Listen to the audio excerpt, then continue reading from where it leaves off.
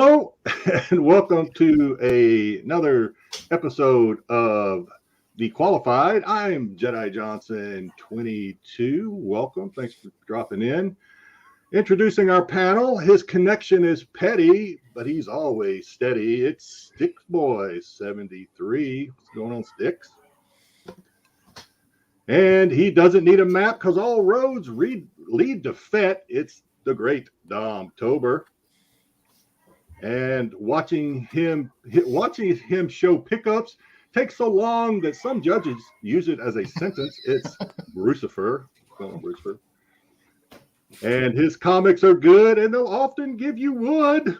It's Joe's Doolin. What's going on, fellas? Yeah, not much. Friday could not come fast enough. Correct. Everybody loves working for the 3-day weekend. He's going working for the weekend. Oh yeah. Even better with the 3-day weekend myself too. So thanks to everybody for dropping in. We're going to go through say hello to the chat a little bit. But as folks we'll give them a little bit of time. We want to do pickups or what do you got, Joe? That sounds wonderful. Well, let's do some pickups. Yeah. Who want to go first? Go first? Go first? No. Yeah, I'll get my boring shit out of the way first, and then I'll. If you got boobies, that boring shit. Come on, man. Yeah, I wish I had more boobs in mine this week, but I don't. I have very few things this week. Clive Barker, Ecto Kid. It's a weird foiled cover. Foil cover is like the embossed. Yeah, it's embossed. It's embossed with foil. And it's spot foil on it, so it's a nice. Is that still a spec? Because no, I don't think so. But it was in really nice shape, and it was dirt cheap where I was at, and I was like, oh, I'll throw that in the pile. Got a nice Bolin Judge Dredd. I am the law. That's cool. That's very love Dredd Conan covers. the Barbarian like. And I always love Brian Bolin. I got a Pathways to Fantasy, Pacific Comics. It's a really nice Barry Windsor Smith cover. So I got that book. Yeah, none of these are really worth much, but I just like them for my personal collection. And then I just picked up a little Detective 355. So it's nice. There's some Zatanna in here. So I'm always filling out my Zatanna Silver Age appearances. So we did have some boobs on this one. You lied to us. Yeah, yep. And then I did get a little bit of vinyl this week. I got let's see, Big Hot Rod. Big Hot Rod. I got some Tom Verlaine, if you're a fan of the band Television. And some Richard Groove Holmes, which is Ooh, nice. good album with. I feel so uncultured. I don't know some good Hammond organ on this album. So I was in one of those types of places where it's like they have like a handful of really shitty beat to hell comics, and a lot of good vinyl. Oh, I also picked up a Modesty Blaze trade paperback, which I was happy about, and a Clone Wars Volume 2 trade paperback as well. Nice. So I was happy about that. Time I can pick that up, I pick it up. So that is all I've got for this week. Who's next? I can go. Bruce always has a stack of stuff. Yep, might as well. Oh, does you show vinyl? I'll start with vinyl. My Chemical Romance, Black Parade. Black Parade, yep. Chemical Romance, I have that CD. My Chemical Romance, Danger Days. Not a comics. Batman 141. Nice. Batman 141, the regular cover, A cover. Fall of House of X, #1. Amazing Spider-Man 41. Yeah. Titans, Beast World, Atlantis. Neil before Zod. Number 1. The Barons. The Barons, nice. Mhm. I wish the art on the inside was as good as the art on the outside of those books. Shazam number 7. It's a good Black Adam cover. Yep. Fall of the House of X. Number 1. Scotty Young. Too bad Cyclops was on the cover. Rise of the Powers of X. Scotty Young. Connecting cover. Outsiders.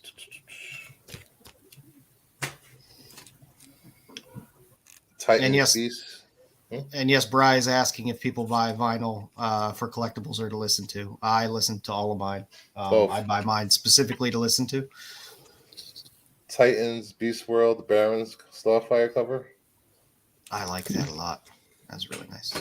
Starfire is I've started to build out my Starfire section of collectibles of covers. Blue Beetle number 5. Neil before Zod.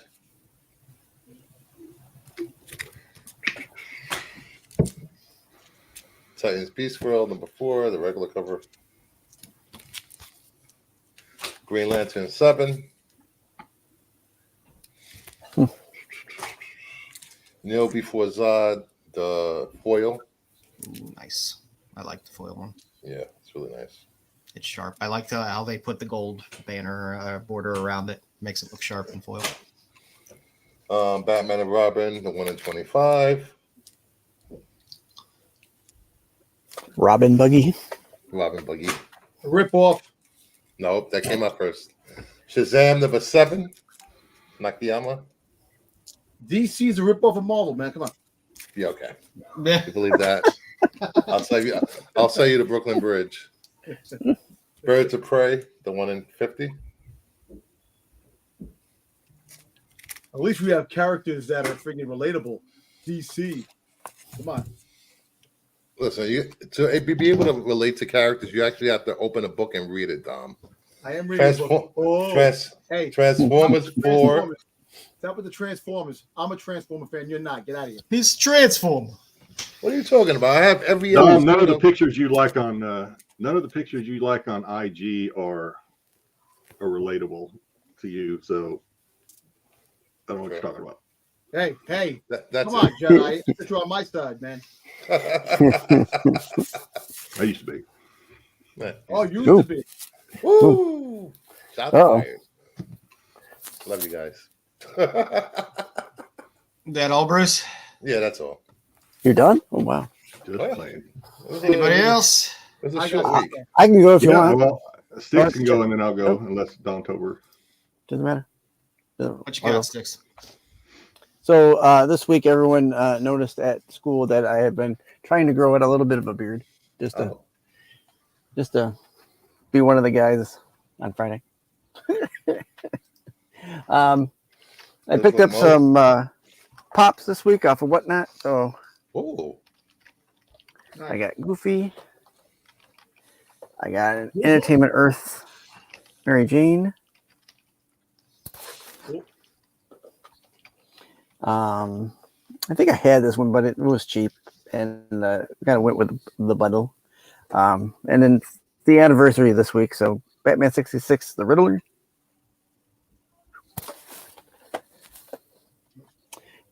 And I picked myself up a Donald Duck Halloween mummy figure. Pop. Nice.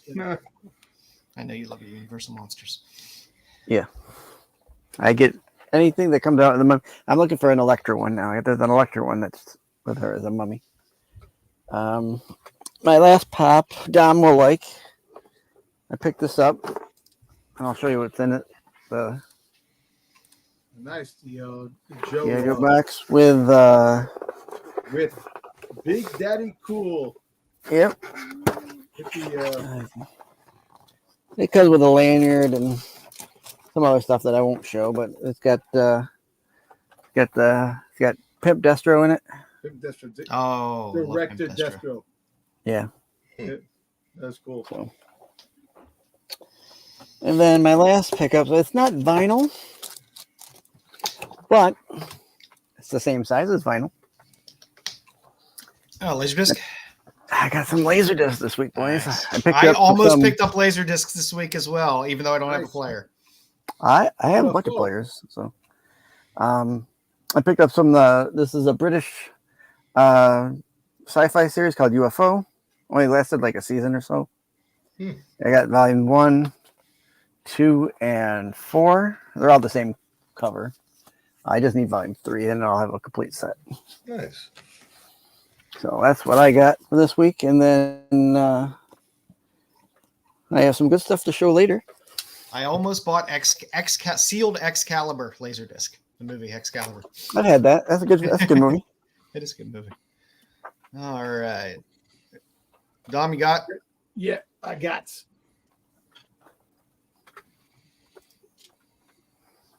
Here, Brucifer. Yes. Transformers 2 with Duke. Transformers 3 with Soundwave. The best Transformer ever right there. The 1 in 25, Soundwave. I showed that last week. Yeah. 1 in 50, Duke. 1 in 50, Duke. Sing. Yeah. Tom is back in good graces with his LCS, apparently. No. Hobgoblin. No, he's not. Star Wars Rebels variants. Inquisitor. Nice. The old black Star Wars cover, which a lot of spine ticks. You can see the spine tick right there, big one right there. Hard to find, man. Revelations that I didn't get. I wound up picking it up. I couldn't find the Jango Fett. I went to one store, everything sold out. Damn. The Sith, I got to read this with the new Sith. Don't know if it's man or female. I don't know. Don't care. We'll see what happens. Could be both. Justice League Kong 3. Kong Godzilla. Yeah, Jedi for you. Starbay, Queen in Disguise. Action figure variant. John Christopher sexy. Tyler. That he has a nice Ventress cover coming out. So sexy. I got more. Yeah, see, I opened it already. What? No, you didn't. That's not- The tape tells a different story, but okay. It's not stuff you get. Yeah. So, Didn't work that out before the show. yeah, right? Yeah. I got another 1 in 25. Put that aside. That means you got a 250. I have a, this is open. Yeah. He just look out. He's pulling it. There you go. Look, here we go. Such showmanship. Badass shirt. There we go. Is that a ladies' lodge? Nope. You wish it was a lady. Oh, ladies. Oh, my God.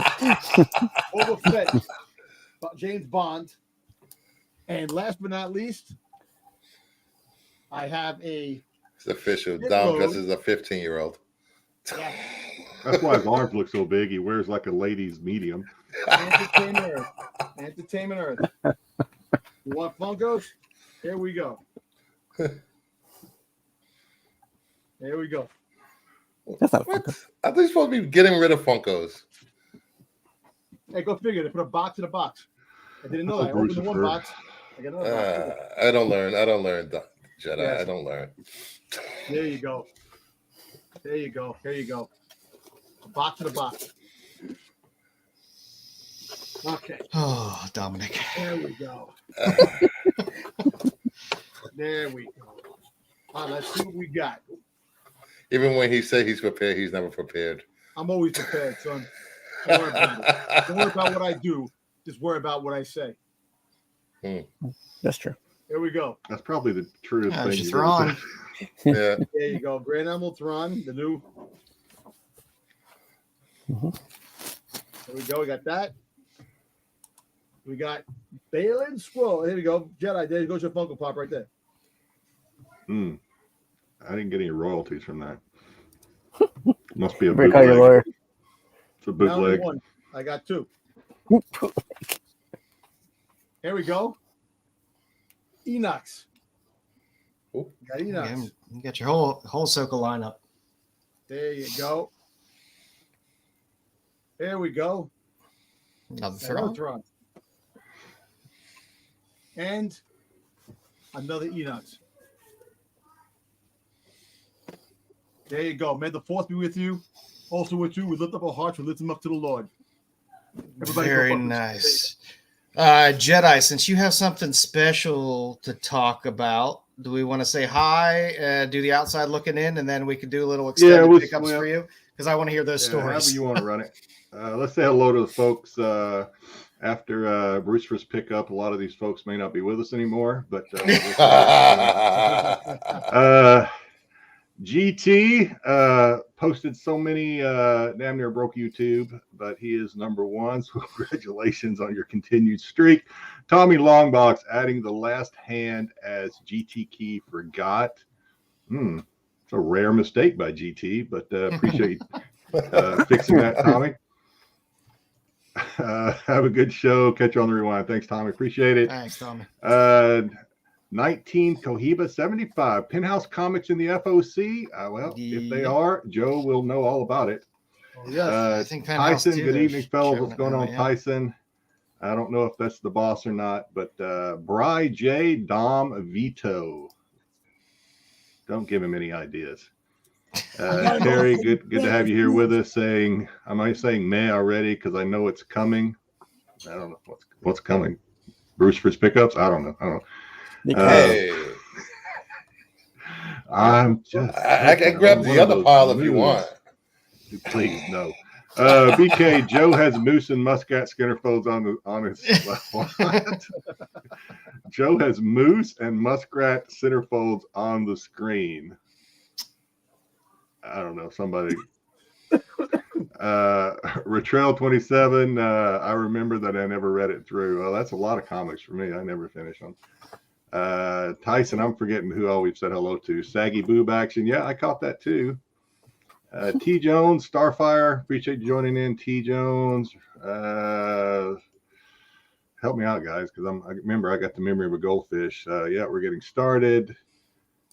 Justin Shea, appreciate you popping in. Man, we waited a long time. Justin. We got a lot of people leftovers here. Hey, Zaggy. Kyle jumped in. What's going on? There you go. All right. Whew. All right. Am I not a gentleman? Yeah. So what I figured we'd do is do the old outside looking in, and then Jedi had attended a nice little con, so I didn't want to shorten his time in the front end. So we'll catch that right after.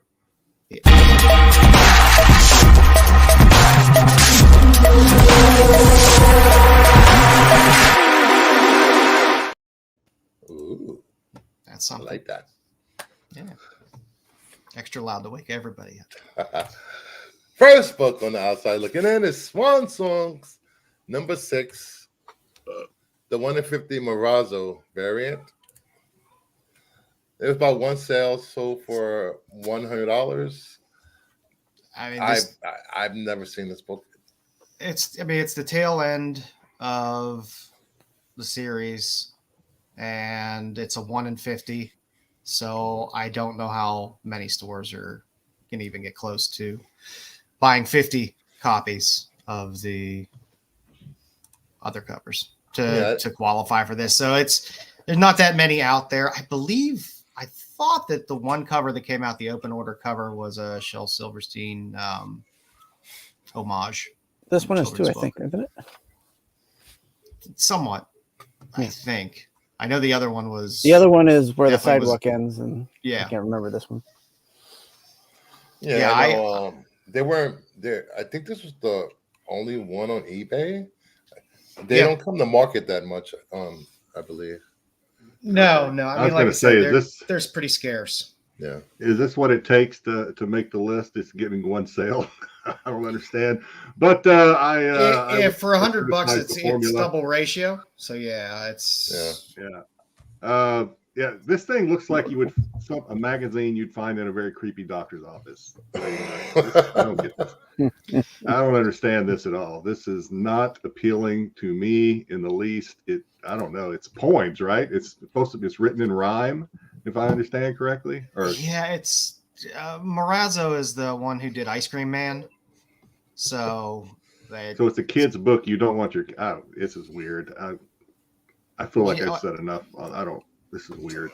Marazzo normally does some more off the wall kind of stuff. Like I said, Ice Cream Man was a very interesting anthology. This is something a little different, and that's basically the Ice Cream Man on the cover too. So, yeah, I'm not a fan of this cover either. Doesn't do anything for me. No, I just noticed the little dude in the hat up there. Okay, well, that adds a little something. Yeah, like I said, it's a little scarce. But when you get one that sells for double ratio, there's not a lot of stuff out there that's coming out that are ratios and stuff like that are selling above ratio. So, that's why it's not on the big list and it's on this list. So I'm assuming based on the nice round 100 number that this was a buy it now. This was not people bidding on this. Someone saw this, wanted it because whatever reason they bought the others and they said they're completionists, which I get. Yeah. But, I believe it was. And people like scarcity too. And it's probably one of those ones that's harder to find. And it's the last issue of a series, so people like that stuff. All right. Go get it. Next up, we have White Widow #1, second print. The 1 in 25 lyrics variant. Somebody we learned about last week. Lyrics, that sounds familiar. Yeah. About one sales, so for $100. That's up. Damn. Yeah, that's a significant sale over ratio. I think there's another one listed out there that's pretty expensive as well. I don't know. The whole second print virgin ratios. I don't know. The appeal seems to be wearing off a little bit on them. So you get a few out there, and I don't know how many stores are really ponying up at this point to keep buying a lot of these to pull people in. Because this is basically just they took the A cover, or I think it was the A cover from the first print, and just threw a different color background. They just different shaded the background on this thing, and that's it. Yep. Boom. Yep. Correct. There you go. And that's what they've been doing with a lot of these. I'm pretty sure Pete was very reluctant to put this on the list, but I guess he had to. I don't know. Based on the secret formula. There's not much stuff out there, you kind of there's one or two things you look at, or two things. You're looking at volume. Is it moving heavy volume? And is it selling above, ratio or, well above sale price if it's just an open order book. And truthfully, recently, there has not been a lot that's been doing either of those things. Except for DC 1 in 25s. Had to throw that in there. Next up, we got Daredevil #9. Direct. There's also a newsstand, guys, if you didn't know that. Yep. There's about 40 more sales than last week. It's nearly $100 for Roars, but a 9.8 price has dropped down to $200. They were $250 last week. Yeah, so you got your 9.8 slabs trending down a little bit, and then your Raws actually trending up a little bit. The show seems to be received pretty well. So strike while the iron's hot. This one I get. This one I get. I mean, this is obviously the show dropped, which I just learned right before. I haven't watched it yet. I just learned right before we started streaming tonight that they dropped the whole series all at once, which was okay. That's different but appreciated. And but this is a great cover. All these David Mack covers are great. Yeah, it's different from a lot of the other Daredevil stuff that, at least not that I look at a lot of Daredevil. It's not really my scene, but this cover just seems different. It seems unique. I like it. Yeah, this whole I'm on board with this one. This whole run with the David Mack covers were amazing. Daredevil it's such an underrated series because they've had fantastic storylines in a lot of the volumes of Daredevil and had really good art as well. And it, for some reason, always kind of flies under the radar. Yep. What do we got next? Next up, everybody's favorite cover from last week. Fall, the House of X, #1. Look at them abs. The 1 in 50 odd term variant.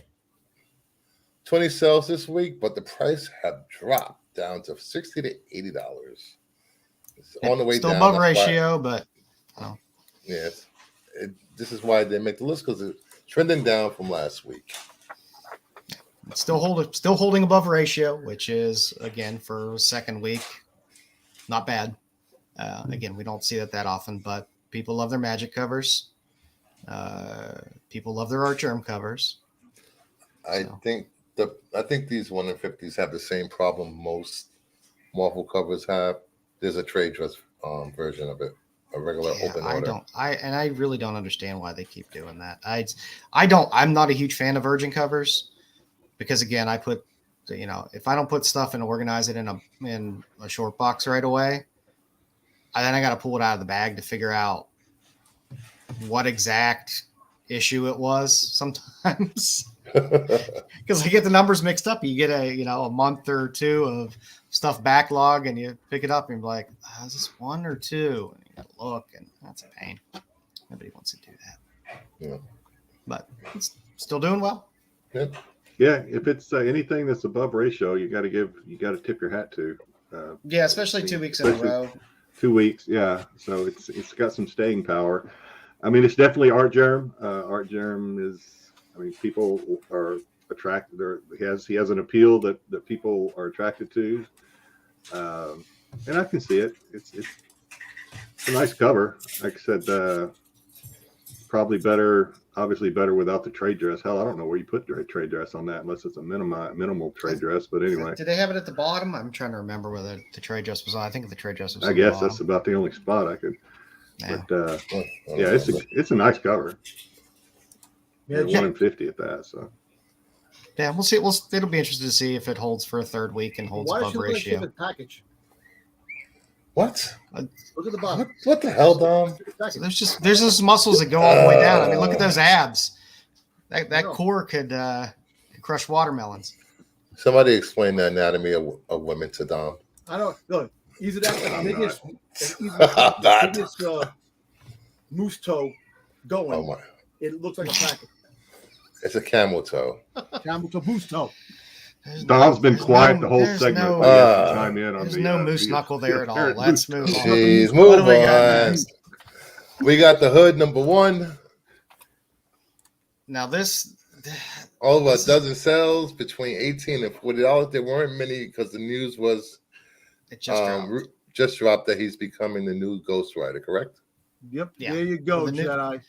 And news dropped. Well, Spirit of Vengeance. Oh, Spirit of Vengeance.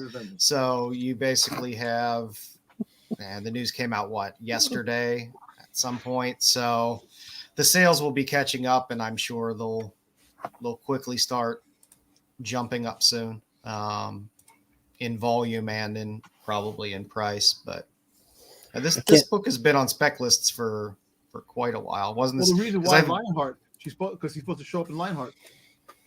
Ironheart. Ironheart. Yeah, I know, like Ironheart. I mean, yeah, Ironheart. I was like, in that Van Damme movie?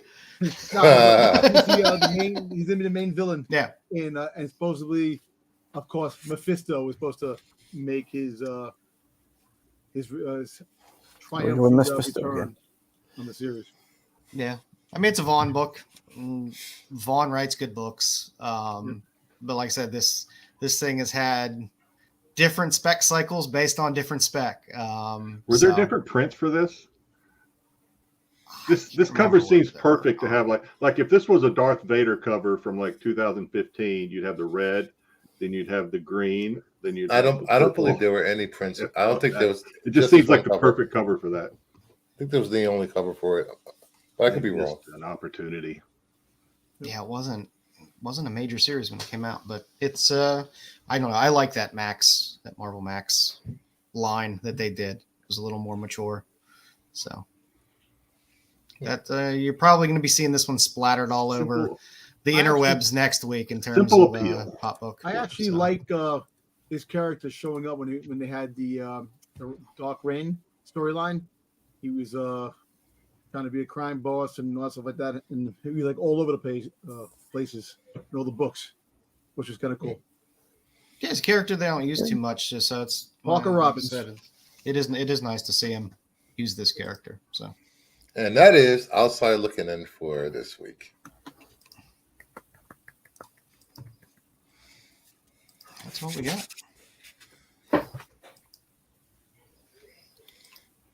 And yes, it is nice to see that they are doing something with some of these characters that they have sitting out there that people kind of liked, and they're finally going to get to use. So, yep.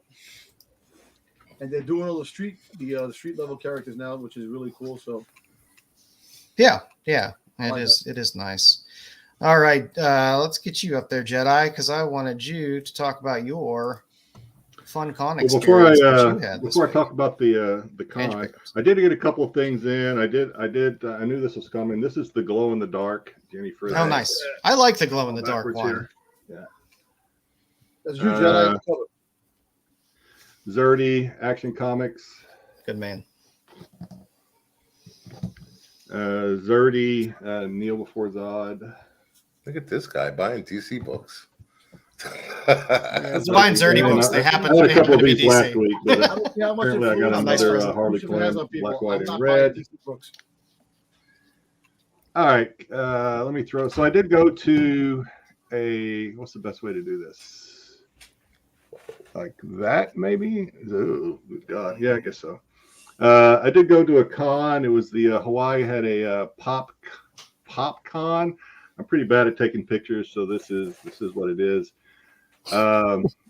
We had there were some mainly anime. Here, let me blow this up.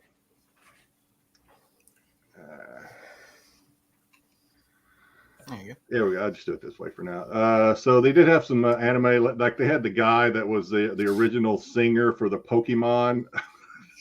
Pokemon. Yeah, that guy. I want to be the very best. Yeah, Jason Page. I did not take advantage of the opportunity to. He has to travel and carry that banner with him. Master. That's all I gotta say. Right. PSA was there. So, and then CGC was there, and then I got to meet these guys. These guys are. Boba Fett was there. I told him his dad could jump in the picture, and then all these Spider-Man kind of came out of the woodworks, and they were just everyone was there suddenly. So they call themselves the 21st. They give me some stickers. They call themselves the 21st Brigade or something. And their IG is under the helmet, but there's so many under the helmets on IG. I tried to find them, and I had no luck at all. Sounds dirty. Anyway, I'll probably run into them again because they're a local bunch. So they were cool. Let me take a couple of pictures with them.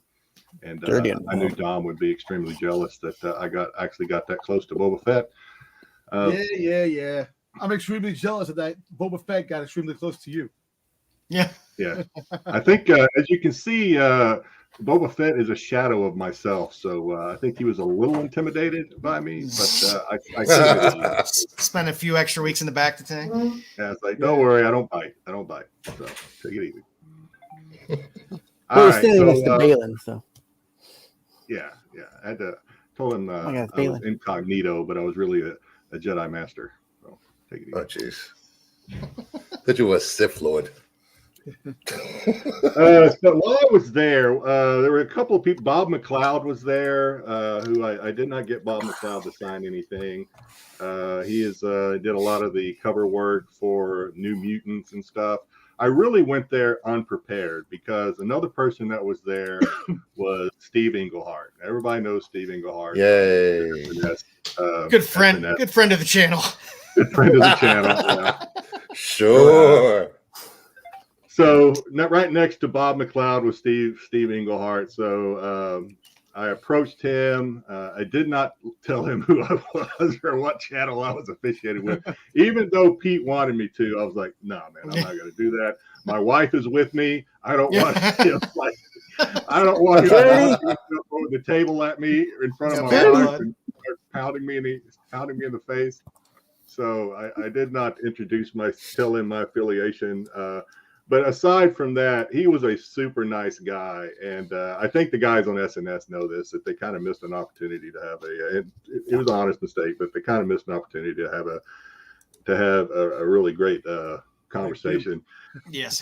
He told me we really did not talk about comics very much at all, probably because he realized after about 30 seconds that this guy doesn't know a lot. He knows a little something about Star Wars, but he don't know a lot about. So we talked for about 20 minutes. Though I was there on a Sunday, and it wasn't very crowded, and it was he was a super nice guy. I'll just say that right up front. Super nice guy. I know we tease him a lot and stuff like that. Super nice guy. He talked Had about we his known time who in he Hawaii. was, we wouldn't have. He asked me what I did. I told him I used to be in the Navy, and then he was like asking me about my Navy experience and what we talked for a while. We talked long enough that my wife was getting bored and ready to go. So, but I did get him to sign a couple of things. I was kind of unprepared, to be honest with you. So there were two cons. There was a con supposed to be in February here, but it got pushed to November. I thought that was the con that he was going to be at. So I really went to this con not expecting to see him.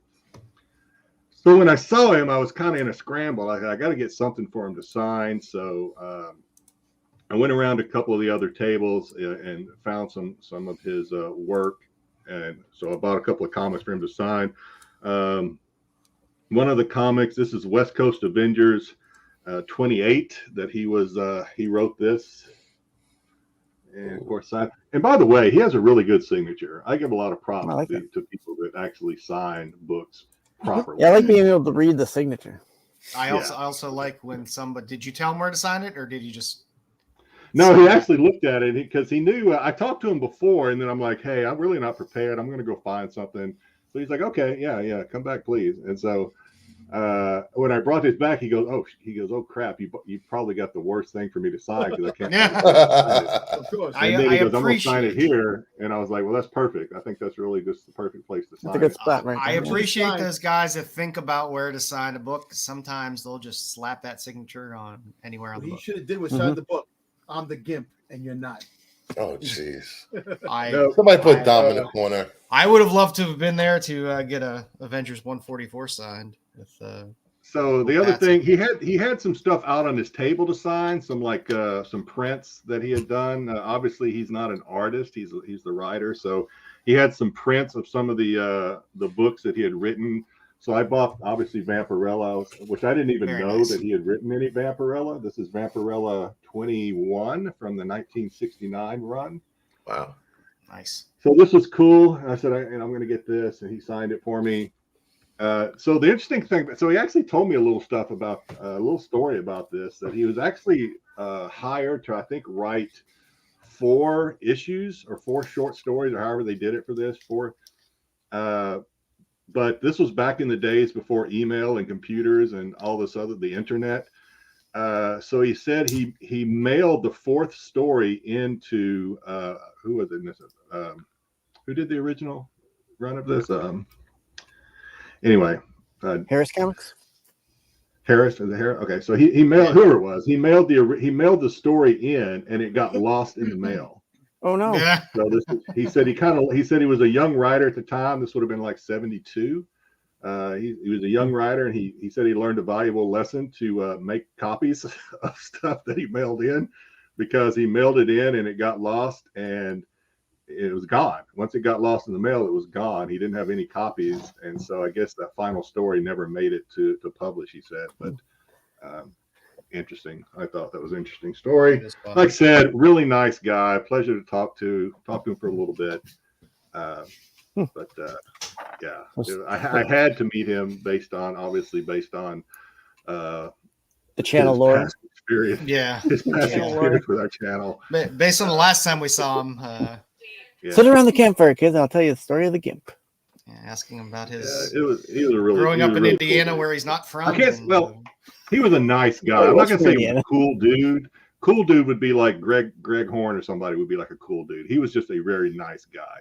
Take the time and sit there and talk to me like he did. Really nice. So appreciated that. That's always good. Yeah, it's good. It's nice to see those guys willing to Damn, man. chat Those with guys- everybody and take some time. Those guys on SNS, man, Yeah. you know, messed up. Yes. It was an honest mistake. I mean, I Yeah. believe that. You know, Yeah, it was that- an that honest menage mistake. It was a man. missed opportunity, though. Unreal. Hey, I mean, if anyone had known what the guy looks like, I mean, you tend to know what some of the artists look like sometimes, but even some of the older artists, if they haven't done anything for a while, people change when they age too. They look a little different. And when it's a writer, half the time you're like, well, I know the name, but they, And sometimes you don't know the face. You never see the face. Yeah. So, missed opportunity, but we got some Rennavision redemption there. Hey, the man behind the mask and behind the curtain.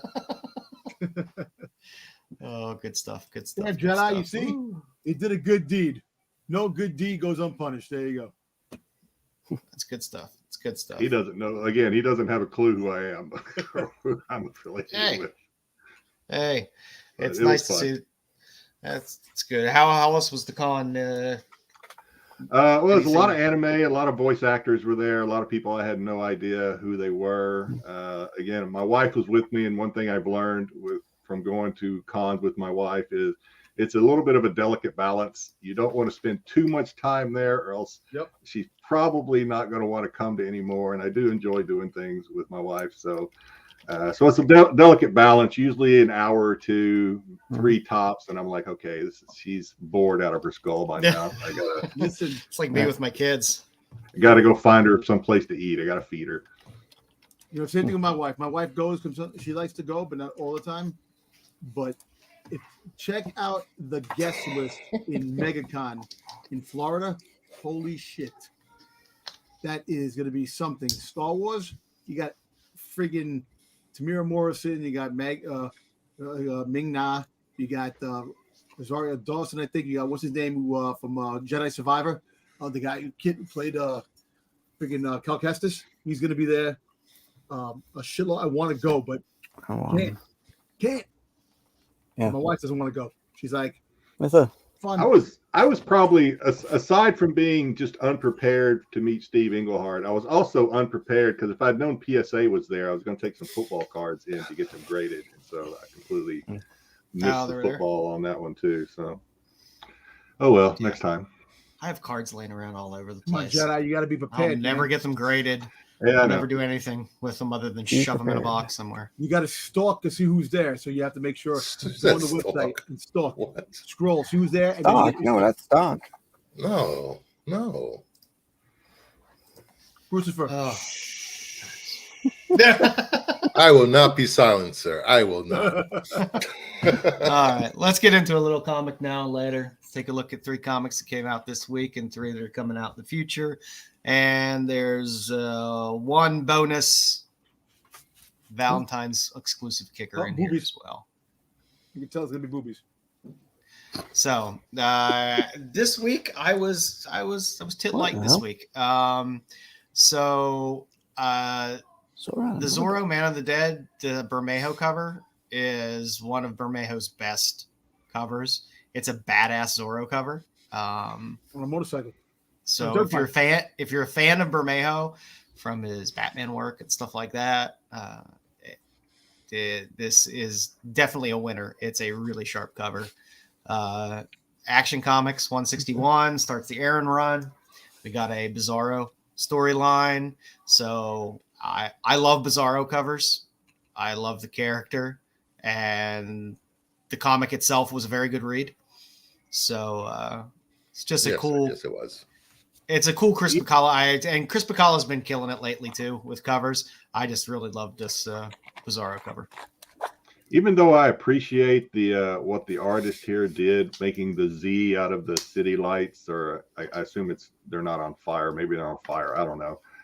I can't help but be a little like only one comic book hero belongs on a motorcycle, and it's not Zorro. I'm a little Yeah, biased. Evil there, Knievel. but Who? Evil Knievel. Nailed it. Who? Friggin' Long Ranger. You're dancing around it, but Did you nobody say the got it. Long Ranger? The Long Ranger. Jeez, what movie were you watching? I mean, Long Ranger in long pants. he looks like he's a little more on more of an off-road bike than It's a not a big dirt chopper. bike. Yeah, Dirt bike. definitely. Yeah, it's a dirt bike. So we can give Zorro a pass for his dirt bike. I guess. Like I They're said, big if you see that cover in person, it is a sharp cover. Bermejo But has you gotta been see. on point. Friggin' what's his face? Zorro the Gay Blaze. That was a great movie. Needs more foil. Sorry. Yeah. More foil. Needs more cowbell. Yes, and the Zorro, there was a Kickstarter as well. So I'm waiting for that to come because there is a Hughes Lady Rawhide cover with the Kickstarter. So Really? that's what I'm waiting for. I agree, Bri. And last on the list, this is a Under the Radar series. Issue 2 came out, Bloodrick 2. It's a kind of a Conan-esque type thing, but it's very sparsely worded. It's very uniquely drawn. And it's a fun series. I've been enjoying that a lot. So I'm picking up every copy of that. And again, it's an image book, so it's cheap. It's not, none of these were ratios or anything crazy like that. So you can find them all reasonably priced. They're all good reads. In the future, most of these are books that are coming out in March. This Philadelphia 35, Jason Alexander cover, is fantastic. Philadelphia always has some killer covers. Isn't that Blackula? Well, Philadelphia is a vampire Vampire series in general. Yeah. Vampire Brooklyn with Eddie Murphy. Who knows? God, no. It's like you read the comic, Dom. You nailed it. Yeah, let's have the comic. Don't go too far. But it's a damn cool cover, and I thought it was pretty cool. Spider-Boy 5 has a really cool Ramos cover. I just noticed something about Spider-Boy that I guess I've never noticed. But does he really, and I've never read any of the Spider-Boy stuff, does he really have all them eyes, or is that just his costume? Really have all Sometimes. those eyes. That's creepy shit. He's Okay. got those eyes and the teeth. So he's That's actually some nightmare a shit real right there. spider. Yeah. And there's secrets that we don't know yet. He likes Yeah, to go the- around biting people. Yeah, the other character that's stepping on him is an elephant type He's an elephant. character I know, that's but you being know what? introduced. So Also, he likes eating ass. Spider Boy. So Dude. Dude. well, that's something.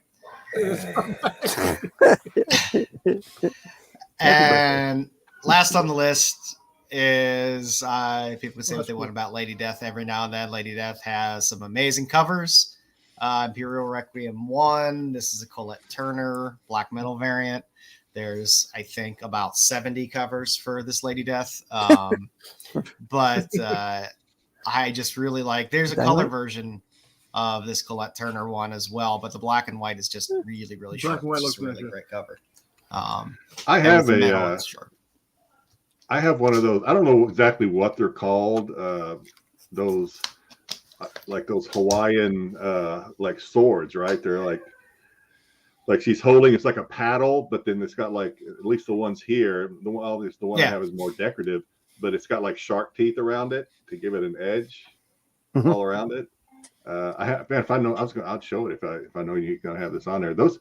Like mine is kind of decorative, but that son of a bitch is deadly if you swing it. I mean, that's Can you dress like that and then bring the sword? And we'll get a full screen not picture. anymore. Not anymore. Not anymore. 10 years ago. yeah, true. All right, and my one bonus this week, it's an homage cover. It's an exclusive Archie's Valentine Spectacular variant. It's a Laura Braga cover, which is an homage to Betty and Veronica 40, which is one of my favorite Betty and Veronica covers. So I like the old school homages to the old covers. So this was a pretty good one. So I was happy. So Mousetrap. that's my Valentine Day special there, in terms of a fun, wholesome cover. Is she doing aerobics in high heels? Nice. No, she has tenors. No, those are high oh yes, stop Veronica it. is. Stop. Thank you. Veronica is. Oh, She is. She's definitely. You almost ruined it for me. Yeah. Veronica has the high heels, yes, but Betty, no. Yeah, Betty's in flats. That's why I've always been a Veronica fan.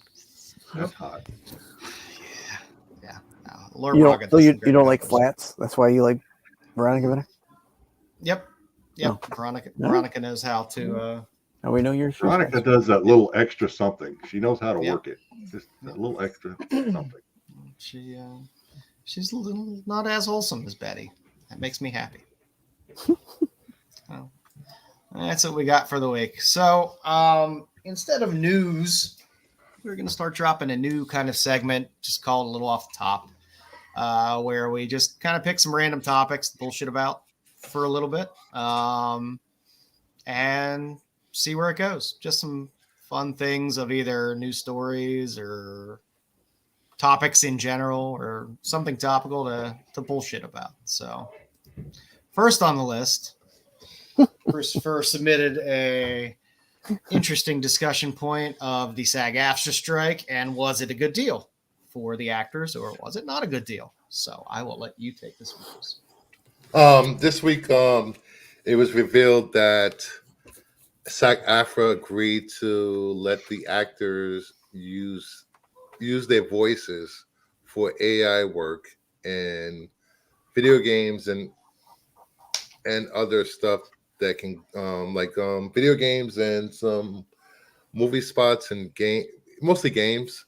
I think it's a little weird to have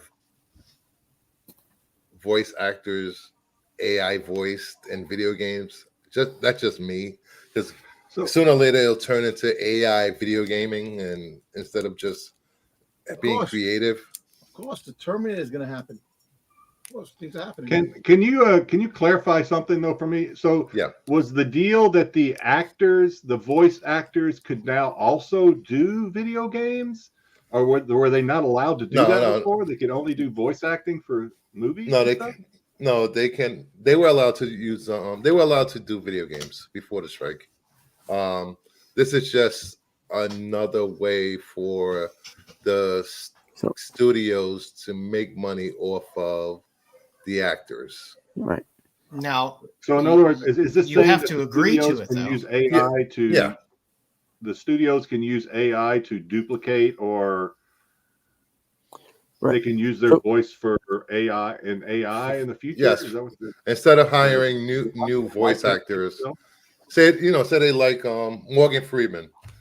They can keep using his voice even after he passes. They'll just keep making AI stuff. Is that an agreement that Morgan would have to agree to, or his family in the event of his passing, or is this just a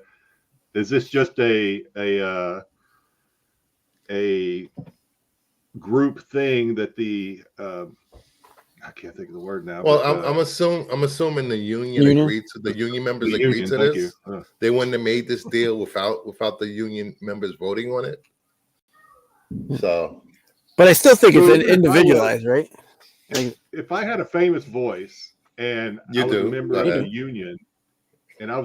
the union, but I was dead set against this, the union could say, well, we don't give a shit what you think. They haven't released all the details on the deal yet, so it's just a wait and see. But I don't think you sign away your rights. No, but I think you have to agree to it.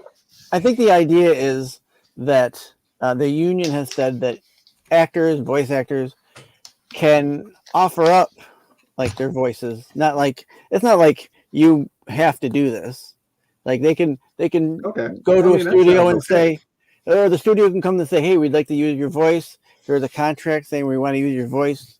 You'll come in, you'll do whatever and then from that on we'll replicate from that. I mean, to me, as long as the person agrees to it and signs a contract saying they're okay with it, then I don't understand what the Yeah, what the deal is. So many of the actors were against AI altogether during the strike. But again, it's something you have to agree to. If they keep using AI voices of actors that are either deceased or the same actors over and over, new voice actors won't get hired. Okay, I see that. I can see that. Yeah, but people like to hear James Earl Jones. They don't like to hear, Joey Sixpack all the time. Right, but the one thing you got to remember, Bruce, is that actor would have to have a contract with the company. Yes. If they don't, they can't use it. It's not like a contract open-ended for anybody to use. Correct. And this also leads into there was a special done this past week with a now deceased actor, Jedi. So yeah, this is what I wanted to bring to the table this week was I guess this all started, I think it was a podcast or someone or something that used AI to generate George Carlin's comedy using AI gathering and duplication, things like this. A lot of people, including our own Pete Rennavision, are very much against doing stuff like this. I can understand why. George Carlin's daughter was I don't know if she was upset about this, but she was not happy with it, or she was against it, I guess, saying that, this is not her father's voice. This is not her father's comedy. This is an AI rendering of this. It's not the true product. All of which is completely true, right? Even though it sounds like her father. But this brings a lot of problems when you start introducing AI. To me, this is different than AI Elvis that we heard about a couple of weeks ago, where Elvis just gets up there and sings songs. It's fine if it's fat Elvis. Huh? It's fine if it's fat Elvis. I don't want skinny Elvis. Well, I mean, I only want fat AI Elvis. You want Elvis This would be George Carlin getting up there and doing new comedy based on George Carlin's past comedy. But if you've ever seen some of George Carlin's past comedy, some of it's a little frictional with the way things are today. He doesn't necessarily agree with the way things in the world work today and the tampering and things like that a lot of things that goes on. But if you have AI, especially AI that is tainted, I'll use the word tainted because that it's influenced by other people's ideals and things, it can influence his comedy to where it's really not George Carlin's comedy. And if it's good enough, down the road, 6 months, when people have forgotten about it, people can pull up an audio track of something that they actually think is George Carlin making a statement, and it's not George Carlin, but it's getting attributed to George Carlin.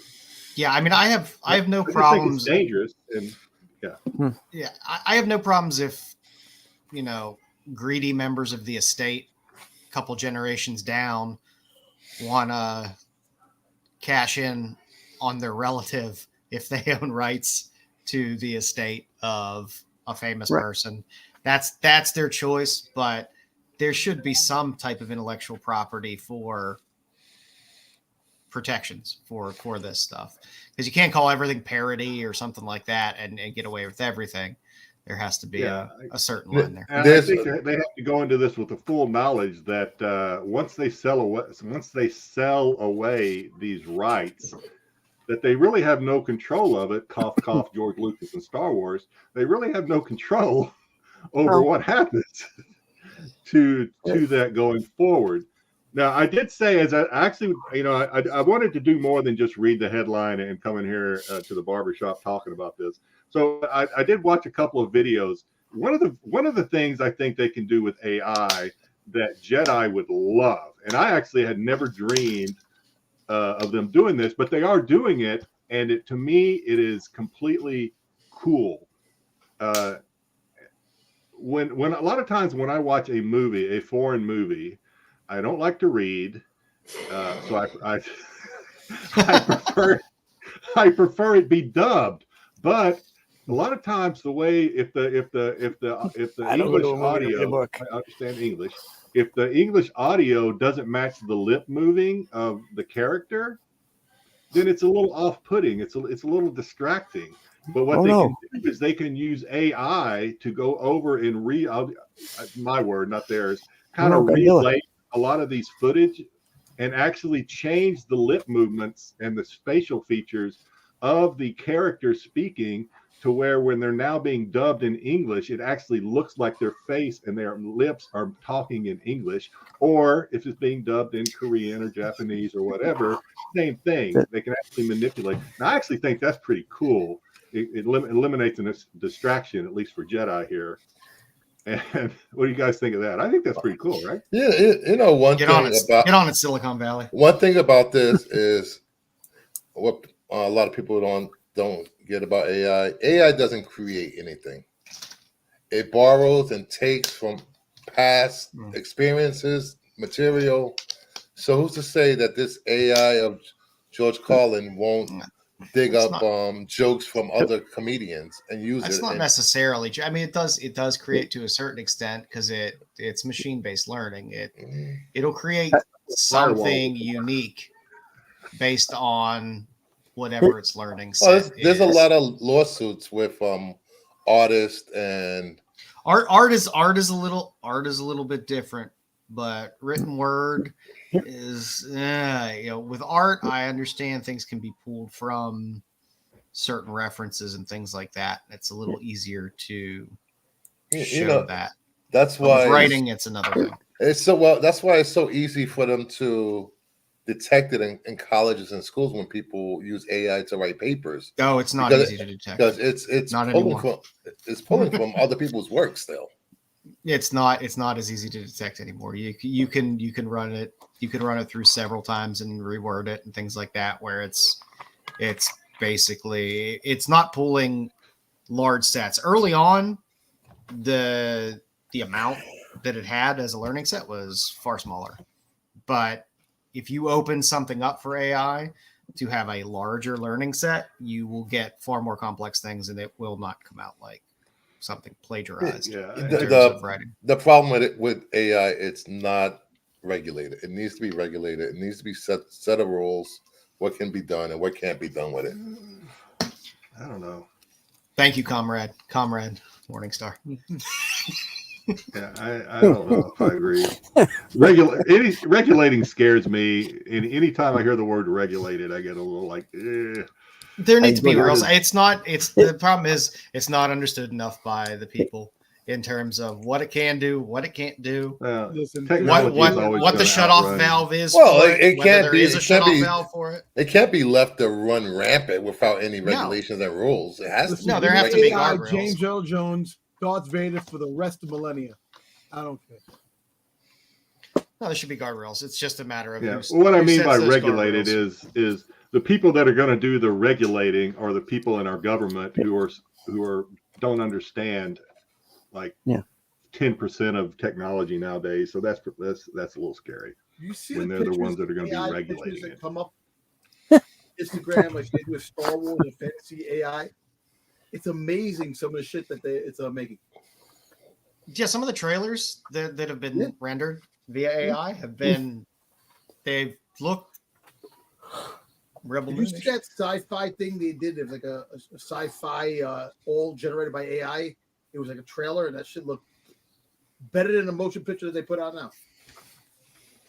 One of the things they said that there's an AI show. It's we'll call it an homage to Seinfeld, but there's an AI Seinfeld parody out there or something, and it's been running for like 3 months or maybe 6 months, but it's running 24/7. It never stops, so you can tune into this thing any time of the day or night, and this parody of Seinfeld is running. Well, you can see what they're up to. They say this thing already has more program hours and maybe it's 3 to 6 months than Parks and Recreation and a couple of other series combined.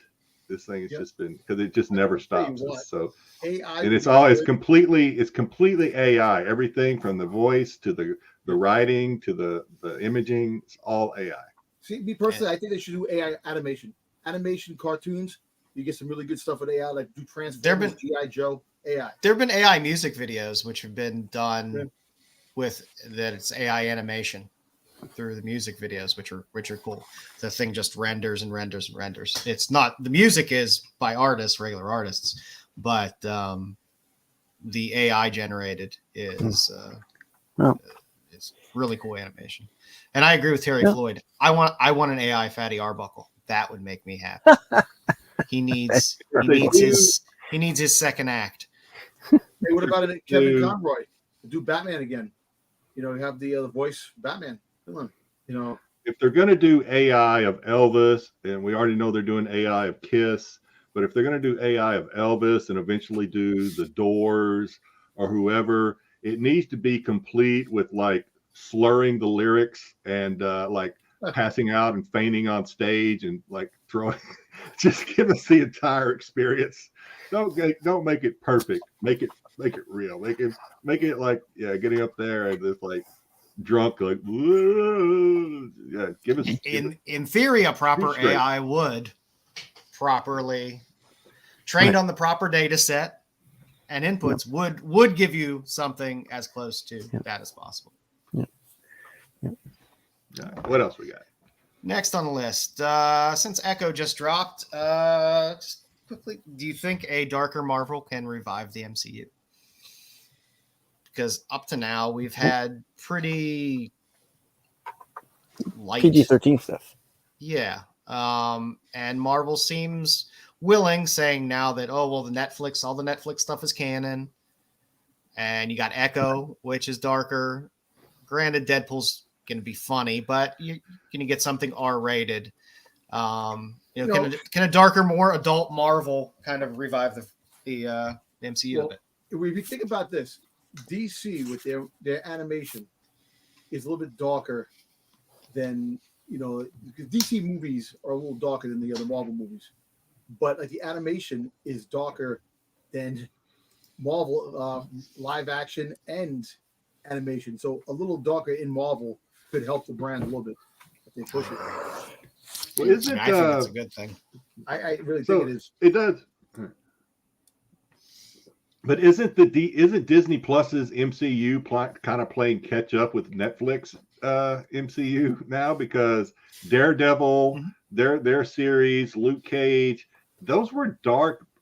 Those were violent. Those were violent, bloody series. So and overall, most of them were good. They were just too goddamn long. You didn't need to have like an 18 episode season.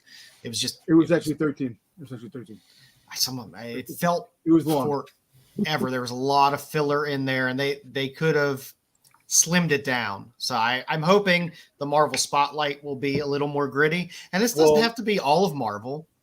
Every Marvel street level characters. Yeah, just darker. I mean, I think they just need a different tone, not for everything, but for some things. And to me, everything I see from them, movie wise and show wise, has felt the same. It has the same tone. I know the stories are all different, stuff like that, but a lot of outside of maybe Loki, I thought Loki felt a lot more polished. You can have a darker MCU, and like part of MCU and mention say you have Daredevil, and Daredevil is mature audiences because the way it is, you could throw a character like the first draft, actually the first couple episodes of the Daredevil Born Again that was scrapped because they're going to redo it. Winter Soldier was supposed to be in it, and so the Winter Soldier movie, which was one of the best Marvel movies that I love, it's up there. That movie is up there with Endgame and Infinity War, in my opinion, as the best Marvel movies. But you could have the character darker in the darker MCU, and maybe when they put him someplace else, it could be a little lighter. But the fact is, the darkness is there. Like Punisher, you could put Punisher in a Disney Plus show, he can still be violent, but not as violent that he would have all access, all go in a regular MCU spotlight. So, I think it's going to work, and I think it is getting a grittier Marvel, and I'm really happy that the street level characters are going to shine. And I'm tired of the freaking space shit and the freaking going to planets and stuff like that. I want Earth-based shit. Isn't that Star Wars? No, I'm fine with it. Different franchise.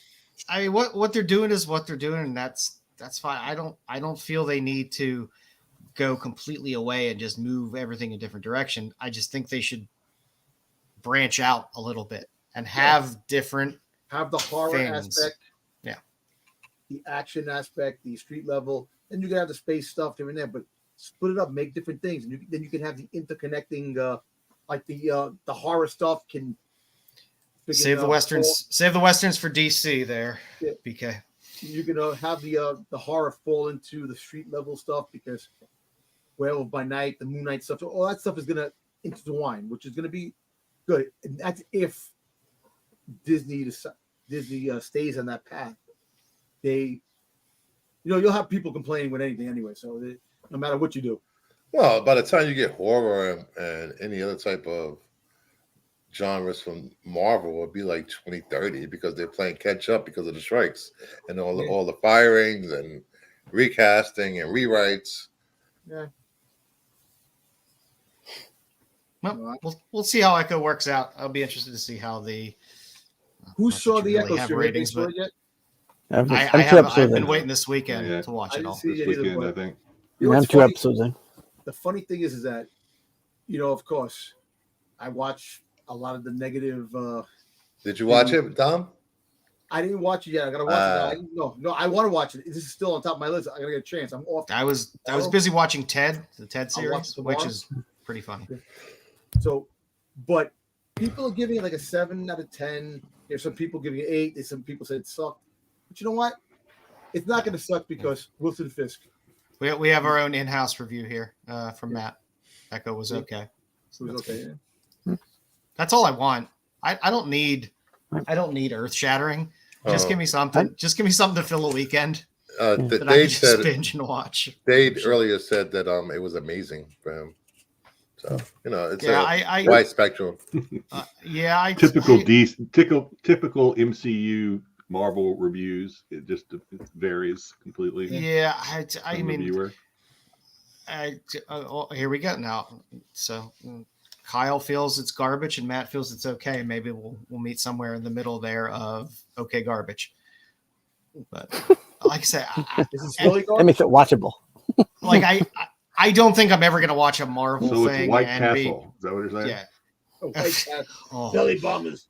A lot of those little guys. I don't think I'm going to watch anything Marvel and end up saying it's amazing because it takes a lot to be amazing.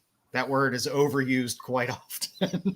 Yeah. But I don't know. I'm excited to just watch it and have something to watch for a weekend that's a little bit darker. So I mean, everything seems to run the table. So I guess it's one of those things. If you're going to watch it, you're either going to like it or not like it, and that is what it is. You know why? The reason why I think people not like an Echo because a lot of people don't know who friggin' Echo is, even though she was in the Hawkeye series. People who never read the comics in the 90s, 90s. They don't know. Well, no, 2000s. Echo came in the 80s. Echo came in the 90s. 2000s. 2000, late 90s, 2000s, right? Because what did the David Mack cover? 2008, 2007, something like that. See, nobody knows who that is, basically, if you really think about it. So that's the reason why it's probably didn't get the reviews that the good reviews that it should have. If it was Daredevil off the bat, people would probably say that's pretty damn awesome. 8.10. 9.10, depending on 8.10. That's a thing. No, I'm saying that. 8 I don't know. I mean, I'm happy. I think the idea of a Marvel Spotlight of give us some, just like comics. I like miniseries comics. I don't like full titles. I don't like crossovers. I don't like any of that bullshit. Give me More a 4 to 5 issue story arc. Give me a 4 to 5 episode story that's self-contained, that's not going to just be a big trailer for the next thing you're going to do, which is what half that shit is. That's what half of Star Wars is most of the time.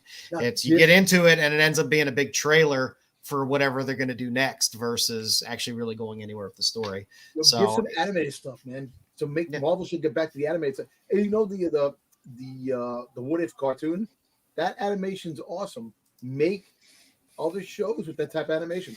Well, aren't they doing that? Aren't they doing the X-Men 94 or whatever? Yeah, 97. They ain't doing like that. It's like the animation's not gonna be like that. They're doing it. No, they have that, but I'm talking about like more street level stuff. Make it darker. Have like this, like have like gang war and friggin' dark rain. I like the idea. Give me, like I said, give me 4 to 6 episode story arcs of a self-contained story. You can use characters that, like Echo, that people aren't overly familiar with, and you can pepper in other characters. It can all be in the same universe, but things don't all have to be part of the same story. Yeah. You know, different things happen in different parts of the world that aren't all interconnected. So, you know. So, all right. Next story. Jedi brought this one up to me, so I'm gonna let Jedi talk about the initial story, and then we'll get into it because I find it an interesting topic. I don't know. I just saw this on the news today, and I just thought it would be interesting to get there's a city in China, right? Everyone in the panel's comments, as well as maybe some of the viewers' comments. So, on the news today, there's a video clip of a food delivery person. For what service they work for, Uber Eats, Grubhub, I have no idea. Probably for the purpose of this discussion, it really doesn't matter. But this person, a lot of these, just about all of them, really have these things built into when you check out of the app. When you order your food and you check out, you give the tip first. So basically, you're tipping before the service is basically what's happening here. So this one lady didn't do that. She didn't give a tip. And then when the lady showed up to deliver her food, she was very upset to the point to where she actually put a card in the food order, which I didn't think you were allowed to do that. Most times those bags are sealed. But anyway, she put a card in the food order, even though the lady that did the order had every intention of tipping her on site as she delivered it. She had already put this card in there, so she had to play her hand at that point, and basically said, I've already put a card in there. I don't want your money now. You really should tip people, blah, blah, blah. And basically when the lady read the card, all this was captured on her porch cam. When the lady read the card, it basically said something to the effect of, you should really tip people. This time I did not do anything to your food. But in the future, someone might do something to your food. It's always a good idea to tip. So basically, these apps now are holding people at ransom, basically, with the threat of, if you don't tip, they're basically giving you these unspoken threats of, hey, I might spit in your food, or I might dirty dick your food in some way. So yeah, a lot of them do these things where. Like Uber has it right. I mean, Uber, you get the service, and then they'll send you a text or something with a link to where you can go in and give a tip based on the service that you were rendered. But most of the apps don't do that. I don't know if any of the food apps that do that. So anyway, I thought I'd bring that up. It makes a pretty good conversation. Maybe. What's your opinion? I blame it on all you cocksuckers paying with credit cards all the time. One should pay in cash or gold dust. Those are the two acceptable forms of settling a transaction.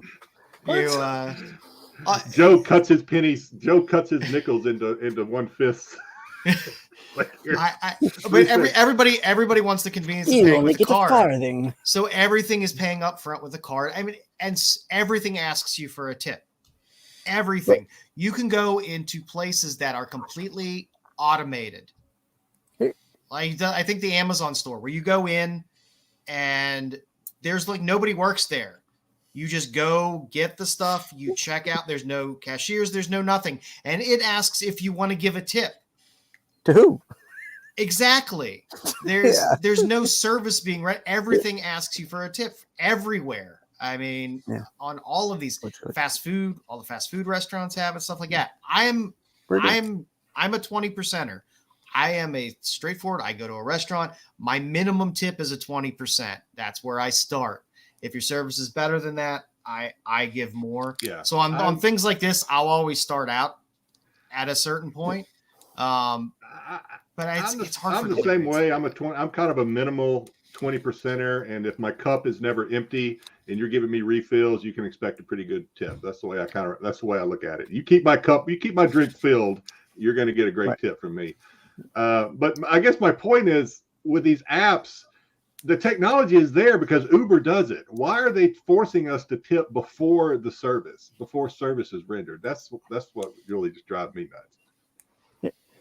I don't understand. They're holding you hostage. They're blackmailing you. Well, I think with DoorDash and all these food apps, the drivers don't carry cash to make change, so it'll be really confusing for dashes to make change. You don't make change on a tip. Well, I guess you could make change. But the whole thing is that a lot of people are not carrying cash because people are getting robbed and mugged along the way. And look, I work for hospitality. Keep it in your sock like Joe does. You I work for hospitality. Under the floorboard, under the bed. The lead protects the paper.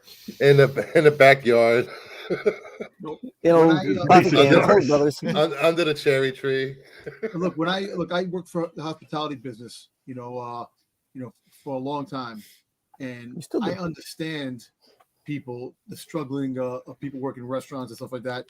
I've seen it firsthand, and no matter where I go out to a restaurant, I always give $20, $30 tips, depending on the service. Some service is better than others, but I make sure even if it's bad, I still give a decent tip to a point where it's like, sure, you gotta, that's just the person I am.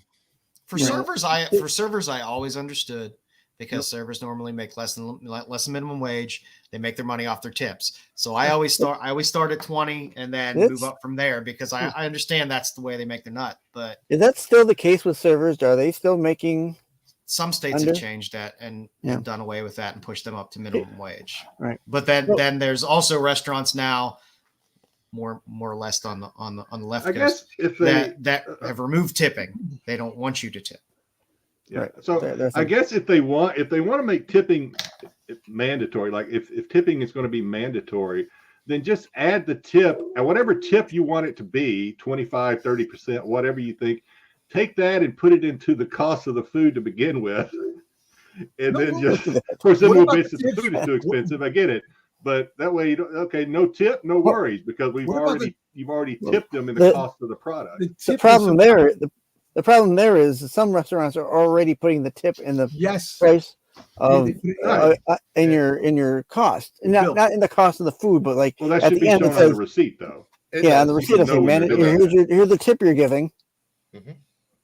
And that, and they do that with large groups normally. Large groups go into a restaurant, they normally automatically. I've had it with just the four of us. I mean, I ain't giving you $20. If you go 4 people, how much do you give a server with 4 people at the table? It depends on how much the bill is. Sticks goes into a restaurant, takes his shoes off, and puts feet on the table. You need to tip pretty big for that. I mean, my biggest tipping is at a bar. I always tip the most at a bar, because you juice your bartender, you end up getting some free drinks out of it. What the hell? You Sharon Stone? What the hell? Sticks is going to be very sore tomorrow. So Sticks is not going to be able to walk tomorrow. Talk about a moose knuckle. Jeez, Sticks. Put that away. Instead of a beaver, you saw a damn penguin. Get out of here, man. But I mean, some of the places I'm not necessarily against it if it's optional and you want to give a tip at a Jimmy John's because you're getting a sandwich, so be it. But I was at Jersey Mike's. They ask me all the time if you pay with credit card, if you're going to give a tip. I was like, your sandwich is already $13. They got to make back that money they paid Danny DeVito to make all those videos. look, I'll be honest. But I still end up tipping. But I do. But you do feel guilted into it. Since I've been in the Sometimes. industry for a very long time, I've done waiter work. I worked, for catering halls. I've worked with a bouncer. I've seen and worked, security in hotels, and I've seen. I can see and I know certain demographic of people that are the cheapest son of a bitches in the world. Oh, jeez. That's Stop. what I Stop. All right. Stop. I will juice everything with cash. I like tipping in cash. Even when I pay, if I'm in a restaurant and I'm paying for my meal, I always will pay with a credit card, but I give a tip in cash. I always give a tip in cash. Oh, All right, that was fun. It is death meat, Brooklyn. It is. I mean- pretty awful shit. I said at the beginning, if you didn't learn it from X-Men, tipping is not a city in China. I didn't learn that. Okay. It was right there in X-Men. So that was fun. It was an interesting discussion because it is becoming far and far more prevalent in terms of, and this I don't think this is about so much is tipping a good or bad thing. I think it's the idea is proactive tipping necessarily a good thing. When the tipping occurs. Yeah. Getting tipping prior to your service being rendered, because you don't know how your service is going to be rendered in some cases. So it's interesting. Yeah, pay up front, tip after. Moving on. That's not a comic sale of the week. Jedi, That's what you got not for a us this comic. All right. Well, the beast is barking outside, so bear with me here. Somebody is attacking the castle. So yeah, for this week's sale of the week, I did some Googles. Actually, I started off trying to maybe find like some Pez, just like Pez dispensers, because I thought that would be cool, especially if I could find some graded.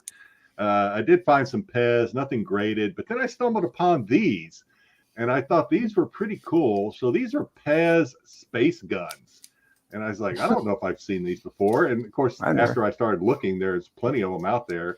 But a lot of them are expensive by my standards anyway. They're expensive. Some of them are still listed out there that are maybe a couple $100 above this. But so these are 1950s Pez guns. The highest one being the blue one, which recently sold for $885. These are not graded. These are just Pez guns. So, Sticks, do you remember having these back in the 50s? Do you remember having one of these things? We used to run around and be Flash Gordon with these guns, yeah. Pez. Yeah, okay. Yeah. Or Buck Rogers. So Sticks knows. When So, Sticks but is I so thought old, these were cool their candy too, was because all filled with cocaine and laudanum. it was filled with bootleg booze. That's how they got the booze from. 100% moonshine. Yeah, but I thought these were cool because obviously you can see the prices for yourself. These are all bids, from 800 all the way down to 500 with the red one and everything kind of in between. But I thought these were fun too, because I swear to God, I don't go to a lot of yard sales and garage sales, but this is the kind of thing that if I didn't know what this was, I would see this in a box of junk and think it was a squirt gun or something and just push it right to the side. Whereas, damn, these things are worth, like the blue one, almost $1,000. Yeah, and it has cool. just, I don't know if you all could see in the picture on the side of the handle, there is embossed the word Pez. So I was just gonna say, if you're at a yard sale, that's what you see something like this. It will say Pez on the side. I don't know. Does anyone know? Do these actually shoot the Pez out, or does it just dispense the question I had. That's the question I had too. Is do these things actually launch these things at you? Because that's dangerous. But that was toys back then, right? We're not talking about toys from like 2000s where everything's got to be bubble wrapped and shit. These aren't safety things. I mean, we're talking about back in the days of lawn darts and things like this. People these things choking up Pez. Yeah, open your mouth. Possibility it might kill you. If you don't accidentally get stuck in a refrigerator, you can get shot in the eye with Pez. Yeah, right. Yeah. Tommy, you put your Add this to the brother's list of eye things on that could kill you before the 2000s. These are cool. Yeah. I'd never Cool. seen It these is cool. before. Now I'm gonna have to try to research to figure out whether these things actually shoot. Because if they shoot, that's pretty cool. When you look these up, did you see if they had like repop one, like, or have they only been in the 1950s?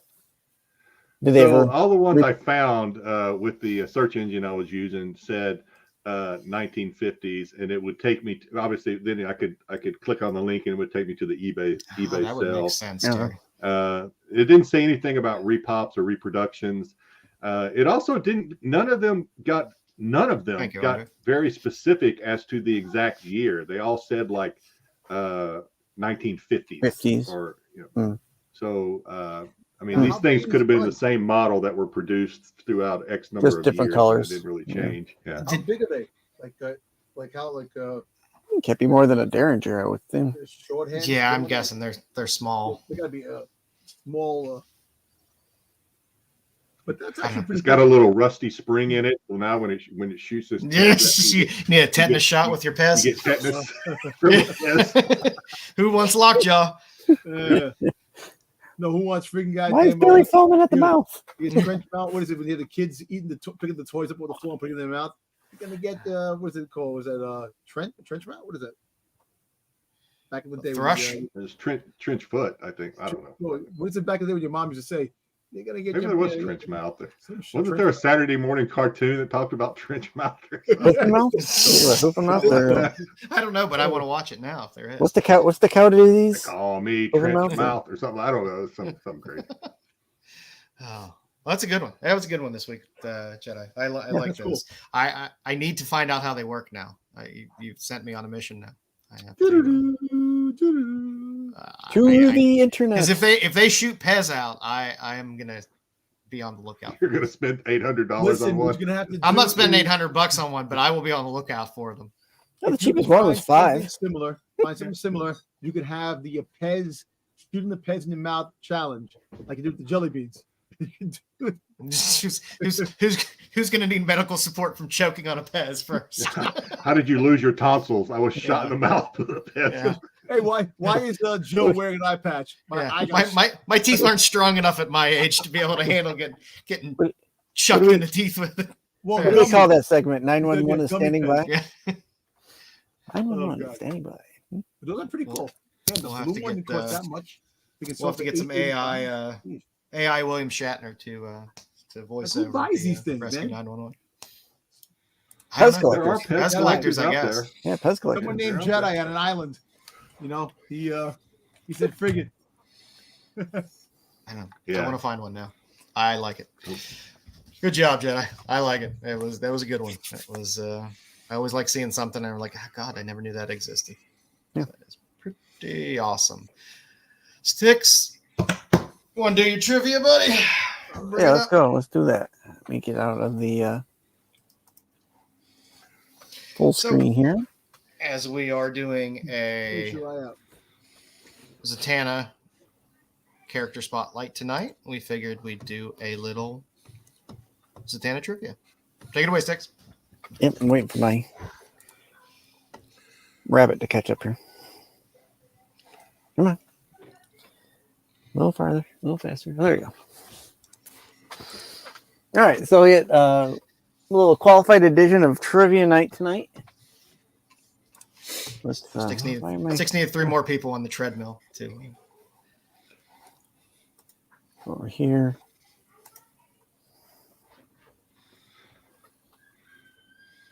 There we go. I hear sticks. Little, modem we got a singing. little. Yeah, can you hear that? So we had a couple questions of Zatanna tonight. I didn't know too much about Zatanna beforehand, so this was all new to me. Might be new to you. So let's get going here. All right, question number 1. Let's see if it catches up there on my screen. Zatanna is the daughter of an early eras or golden age, 1930s, 40s DC superhero. What was his name? Was it A, Sargon the Sorcerer, B, Giovanna Zatara, C, the Phantom Stranger, or D, Dr. Occult? Shit, wait, the Phantom Stranger is actually the thing when you sit in your left hand and you come around. What? Stop. What? What? What? Have you been spending your weekends in Riker? What's going on over there? Shame on me for understanding what he was talking about. You know what you and Dom do when you spare time with your arm. It's your business. He's not supposed to talk about it. Do you put lipstick on your fingers too? Ugh. Depends on just depends on the mood. What do you got, I'm gonna Jedi? say B, just based on the fact that the last name is Zatara. I'm gonna say B. Yes. Other than that, I have no clue. It's B. No, D. No. It is B, gentlemen. Our friends in the chat were all correct. I didn't get to see the hint. Was there a hint? No, I forgot to block those out. Nice. All right. Question call number it 2. Zatanna shares a style of casting magic with her father. What is it? Is it using her magic wand, speaking backwards, calling upon dead mystics for assistance, or singing spells? B. I'm not answering any of these because I know the question. Yeah, you know. Lucifer knows it all. What? I won't answer either. God I damn. don't know what Flurry is. I will say this is harder than Lopez's Jeopardy though. Well, Are you kidding? Lopez's Jeopardy was the hardest thing I've ever seen. If you deprive your brain of oxygen for about 3 to 4 minutes and then do that, it's a lot easier. I will say poor Lopez makes his Jeopardy harder on himself. Yes, it I was does. utterly confused. I do love Jeopardy though. It's a fun segment. Yeah. I'll say, isn't there another DC character that does things by saying backwards, or maybe you get rid of him by making him say his name? I don't know. I don't know DC. That's I'm going to say Mistleplex. Mr. Mistleflex. Yeah, Mistleflex. Yeah. Saying his Yeah, name you got to backwards. trick him into saying his name backwards. Yeah. So, Well, I'm going to say B because there's not that much originality in DC, so I'm assuming. Oh. yeah. Just Well, kidding. What? wow. Just a joke. You All would right. be correct. Oh, You know, the 235 spider variants. I'm just saying. Well, doesn't Yoda speak backwards? No, What? doesn't speak backwards. He speaks just backwards. speaks out of line. Not turn. Yoda just leaves out Frank Oz. adverbs and adjectives. All right. Question 3. Zatanna had a unique introduction created in 1964. She appeared in several stories in various DC titles, edited by Julius Schwartz, in an ongoing storyline that spans 3 years. She is searching for her missing father. Who does she first team up with? Is it Hawkman and Hawkgirl, Green Lantern, Elongated man. Atom, or Elongated Man? If I was her, I'd probably go with elongated man. That is the worst kind of question for I've Rikers. ever. You guys remember back in grade school they had you read a paragraph and then they'll ask you questions based on that paragraph. And you That's forget what the I felt. paragraph by the time you get there. That's what I felt like I just went through here. I don't understand. Billy has 5 apples. He gives Susie 3. It's A. It's definitely A. I How many can't were remember what green? the question is. And you all are correct. Except Terry, he said Harvey Birdman. Well, we I'll understand. say Green Lantern. You looked close enough. Yeah, he's pretty close there. Well, remember, a lot of the Silver Age books didn't just have like one story; they had multiple storylines through. Right. So there were smaller stories, and then a lot of times it would cross. Kind of an anthology type stuff. Yeah. All right, number 4 question. What job did Zatanna have prior to discovering her powers? A job she continues to maintain. Stage illusionist, a reporter, sports car mechanic, or a caterer? Sports car mechanic. I'm a car mechanic. That'd be actually kind of hot. You be like just getting her hands all lubed up. All right. If she is, I'm not saying she is, but if she is a reporter, then Brucifer, you have to admit there's no originality in any of it. I'm going to say, just because I don't want Brucifer to have to say that, I'm going to say she's a stage illusionist. Yes. What's up, Ed? Good to see you. Cool. Yeah. Yeah. What is it? What is he? And the answer is stage Oh, illusionist. thank God. Yeah, Just like your dad. Kind of right on the nose with that one, yeah. Yeah. And our fifth question, in 1978, Zatanna was extended membership into which DC superhero team? Really? The All-Star Squadron, the Doom Patrol, These questions aren't for you, Brucifer. They're for dummies like me. Suicide Squad, or the Justice League of America? Hey, you might be wrong, Brucifer. Is it D? Zatanna was a membership of which DC team? I don't see the Super Friends on here, so I really don't know what I'm talking about. Nope. No. She was passed for Zatanna. So. I'm going to say Doom Patrol. D.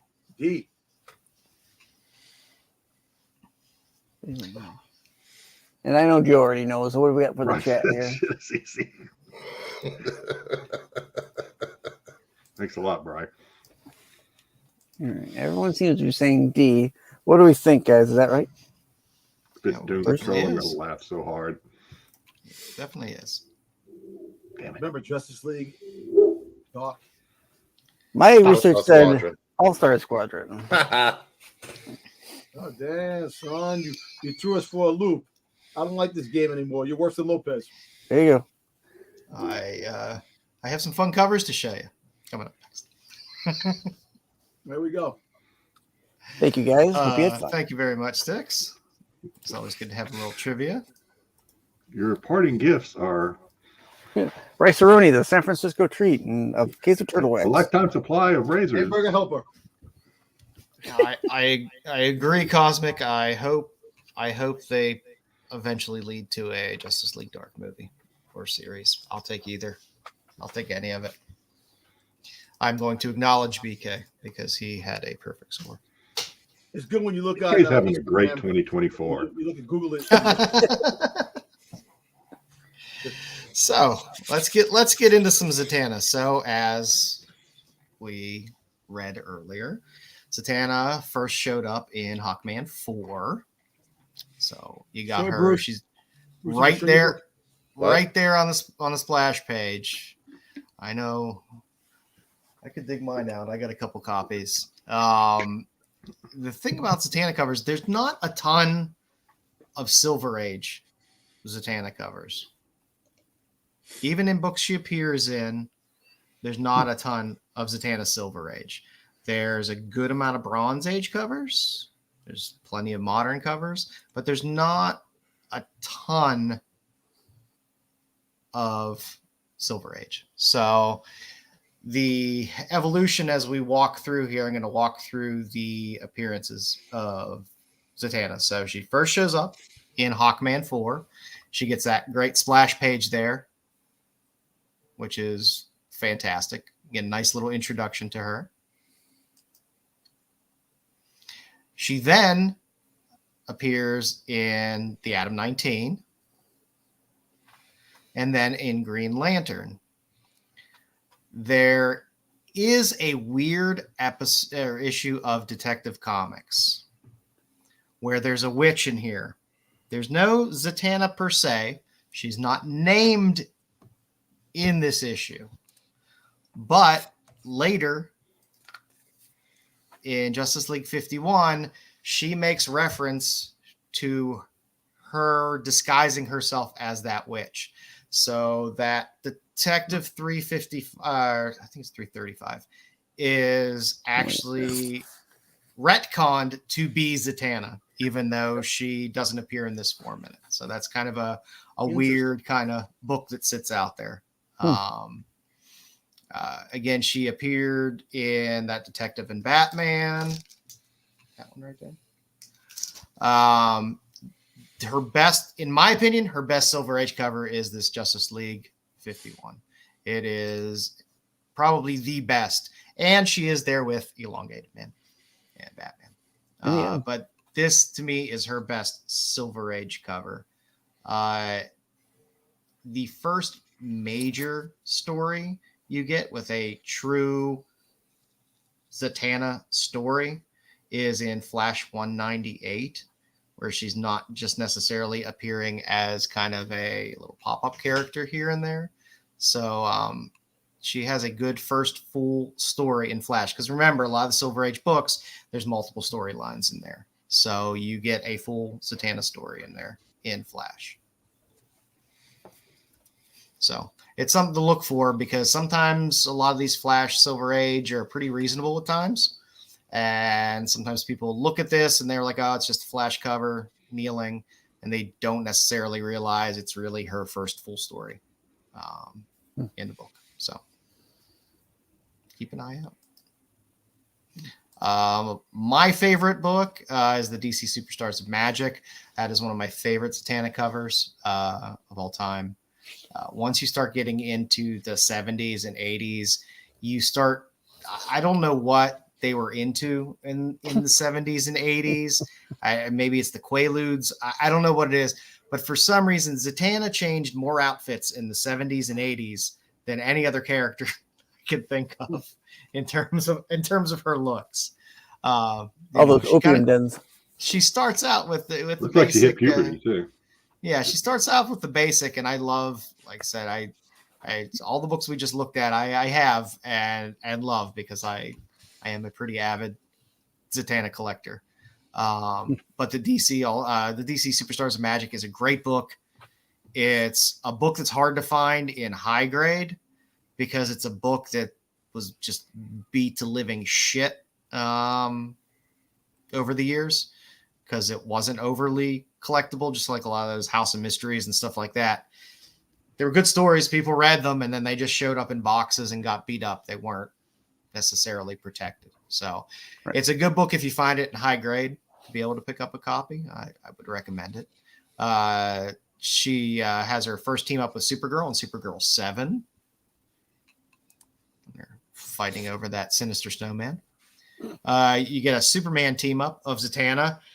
As you can tell, her outfit has changed. For some reason, they wanted to go with full silver spandex and the cape. So she boob window. She starts. Yeah, you need a boob window. You need to see the cleavage. So they started changing her up around that time, and then you started getting all kinds of interesting. Yeah, I need to zoom in a little bit so Dom can get a good look at their crotch. Yeah, just to see if it's raised or not, to see if there's any possible moose knuckle going on there. You might have a full bush down there. That's what. Oh, jeez. So she does appear. She does appear in some Teen Titans. She's right there to the screen right of Batman. And then you start to get her in a lot of Justice League. You get the weird blue for a while too. Blue with the cape and the boob window as well. Her face gets a little weird. The 70s weren't so overly kind to Zatanna in the late 70s. Yeah, she looked like Doctor Strange. Yeah. And I think that could have possibly been the angle they were trying to play with that as well. She's even wearing Shang-Chi's rings of whatever.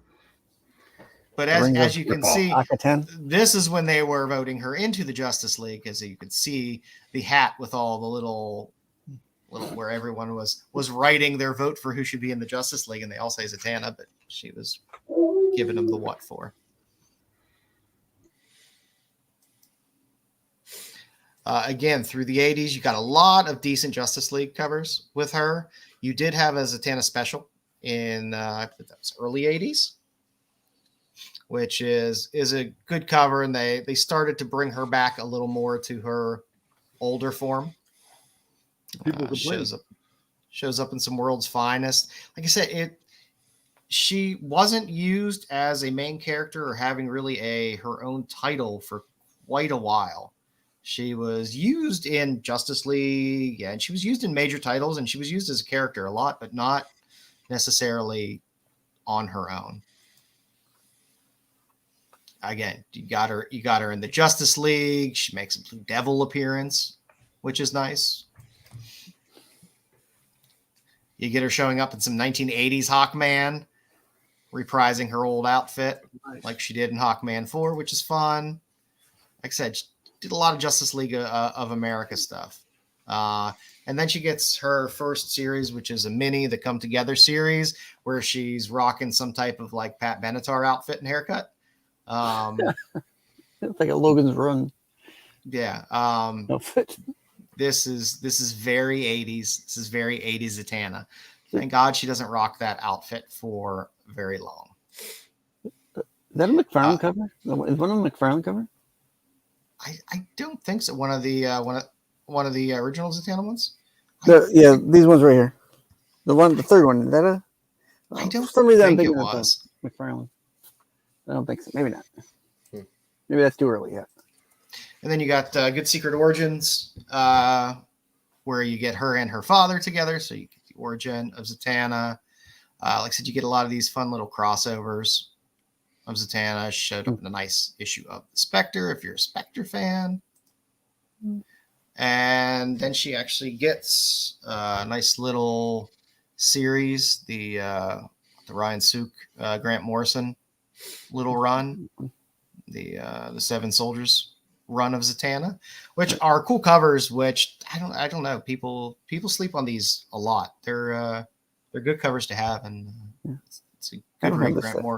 Grant Morrison's always solid. It always just seems to be forgotten about because people just think about the later run. You can't go wrong with your Hughes Catwoman covers that have Zatanna on them.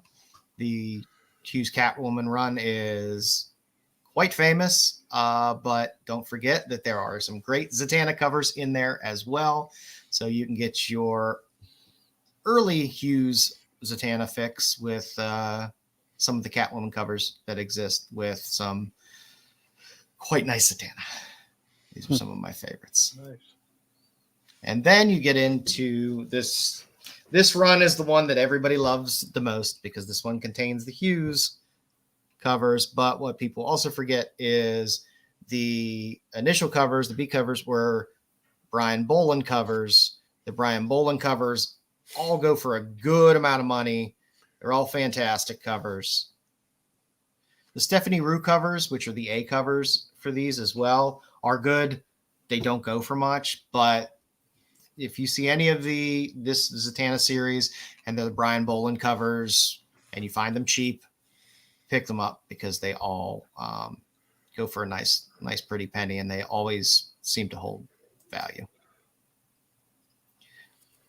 So through the first early part of the run, you got B covers that were all Brian Boland. I think the Bs were 1 in 10s. I love, I know people make fun of this cover for some dumb reason, but I love the Zatanna flipping the cards cover. It's one of my favorites. But I'm also a Brian Boland fan because I'm also an Animal Man fan, and his covers and stuff are great. I just love his stuff. And then, of course, toward the end of the run, you got your more famous Zatanna covers that are in there as well. So these are the ones that people seem to recognize the most, are the Hughes covers for Zatanna. Especially that 16. Yeah. 16 and 15. 15 is becoming almost on par with 16 at this point in terms of recognizable. Probably from those dumb foils that came out at the NYCC Con with the reprint foils of Zatanna 15. But I don't know. I think Zatanna 11 is one of the better covers as well. And it doesn't get as much love as 15 or 16 because 15 or 16 are at the end of the run. But all good covers nonetheless. Hughes does a damn fine Zatanna. Of course, there's also Zatanna being in Justice League Dark. Also fantastic series. Both volumes are fun reads and good reads, and some have a lot of great covers. I love, this was, I believe, the last issue in the run of the Justice League Dark there, where you had the Beetlejuice homage, which I thought was great, sitting on the Hall of Justice. Because, I mean, you get Constantine, you get Deadman, and you get Zatanna all on the cover doing a Beetlejuice homage. I don't think it gets much better than that. Got a cool steampunk homage. And you got the first issue there. There's a second print of Justice League Dark 1 as well. It's red tinted instead of the green at the top. But still a dirt cheap book to pick up. It's the whole run. The whole run is fun. If you're into decent stories and like kind of some of the darker, more occult stuff, it's gonna get you halfway in between DC and what Vertigo was. So just kind of slap this somewhere in between in terms of story. You had the later Justice League Dark run as well, the volume 2, where it had some pretty nice covers. Got nice Josh Middleton there.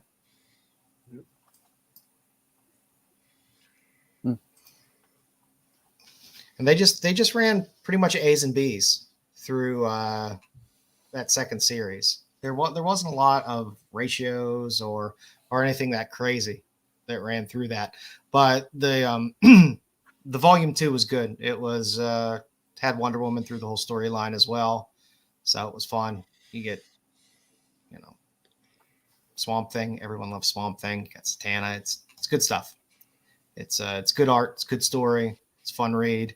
Tinian did a lot of it as well. So if you're a Tinian fan, it's quality writing. I mean, this is what he was writing before he moved over to Batman.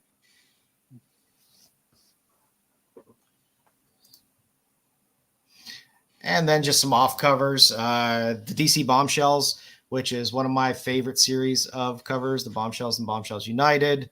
There's some good Zatanna covers in there as well. Got a nice Alex Ross JLA cover. And as always, there's always some fun Harley cover somewhere with another female character. So having her and Zatanna together is always fun.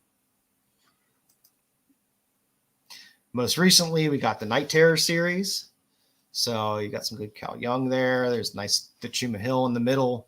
Was a pretty hot cover for a while. So if you're a Zatanna fan, there's some recent stuff that came out that was still pretty nice and still pretty accessible on the market. And also relatively recently, there's a DC or WBY cover, which was nice. It was a little bit of a sleeper of a Zatanna cover. So it's a good one to pick up if you're a Zatanna collector. Got a Josh Middleton there. That was a Batman versus Robin book. It was just a cardstock B cover. Yep. And I love the Truth and Justice cover. That's a great cover. That's the Zatanna I love. And more recently, started to get some reprints of Zatanna 15 and 16 with some different covers.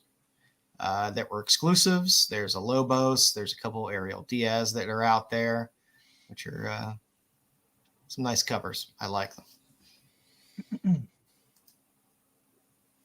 And she isn't limited to just comics. If you go back in time and remember your Smallville, you will remember the woman who is now on Reacher played Zatanna in Smallville in live action. You also had Batman the Animated Series, so you got your Bruce Timm Zatanna, and then you have modern DC animation. You have her in a lot of the storylines as well. I always love the Bruce Timm. Yep, exactly. Zatanna. The Batman Adventures. Yeah, the Batman Animated Adventures. It's just a great show, great series. Who did the middle? Which middle one? Bri asked who did the middle one in this one or the one before. He was talking about I think he was talking about that cartoon capture. I could be The wrong. animation. The Bruce Timm. The animation, yeah. That's Bruce Timm. Yeah. I'm not sure. I'm not sure which animated series this one is from, but he said last panel, didn't he? Yeah. Oh, okay. Yeah, he's talking about this Young one. Justice. I'm pretty sure. Young Justice. Yeah, for the comics, the last page was the first one was Lobos, and the second two were Ariel Diaz. I can't believe the chick. What's her name? And she's a Reacher now. Oh, he said no. The last one. This one. Yep, that's Lobos is the first one, and Ariel Diaz is second and third.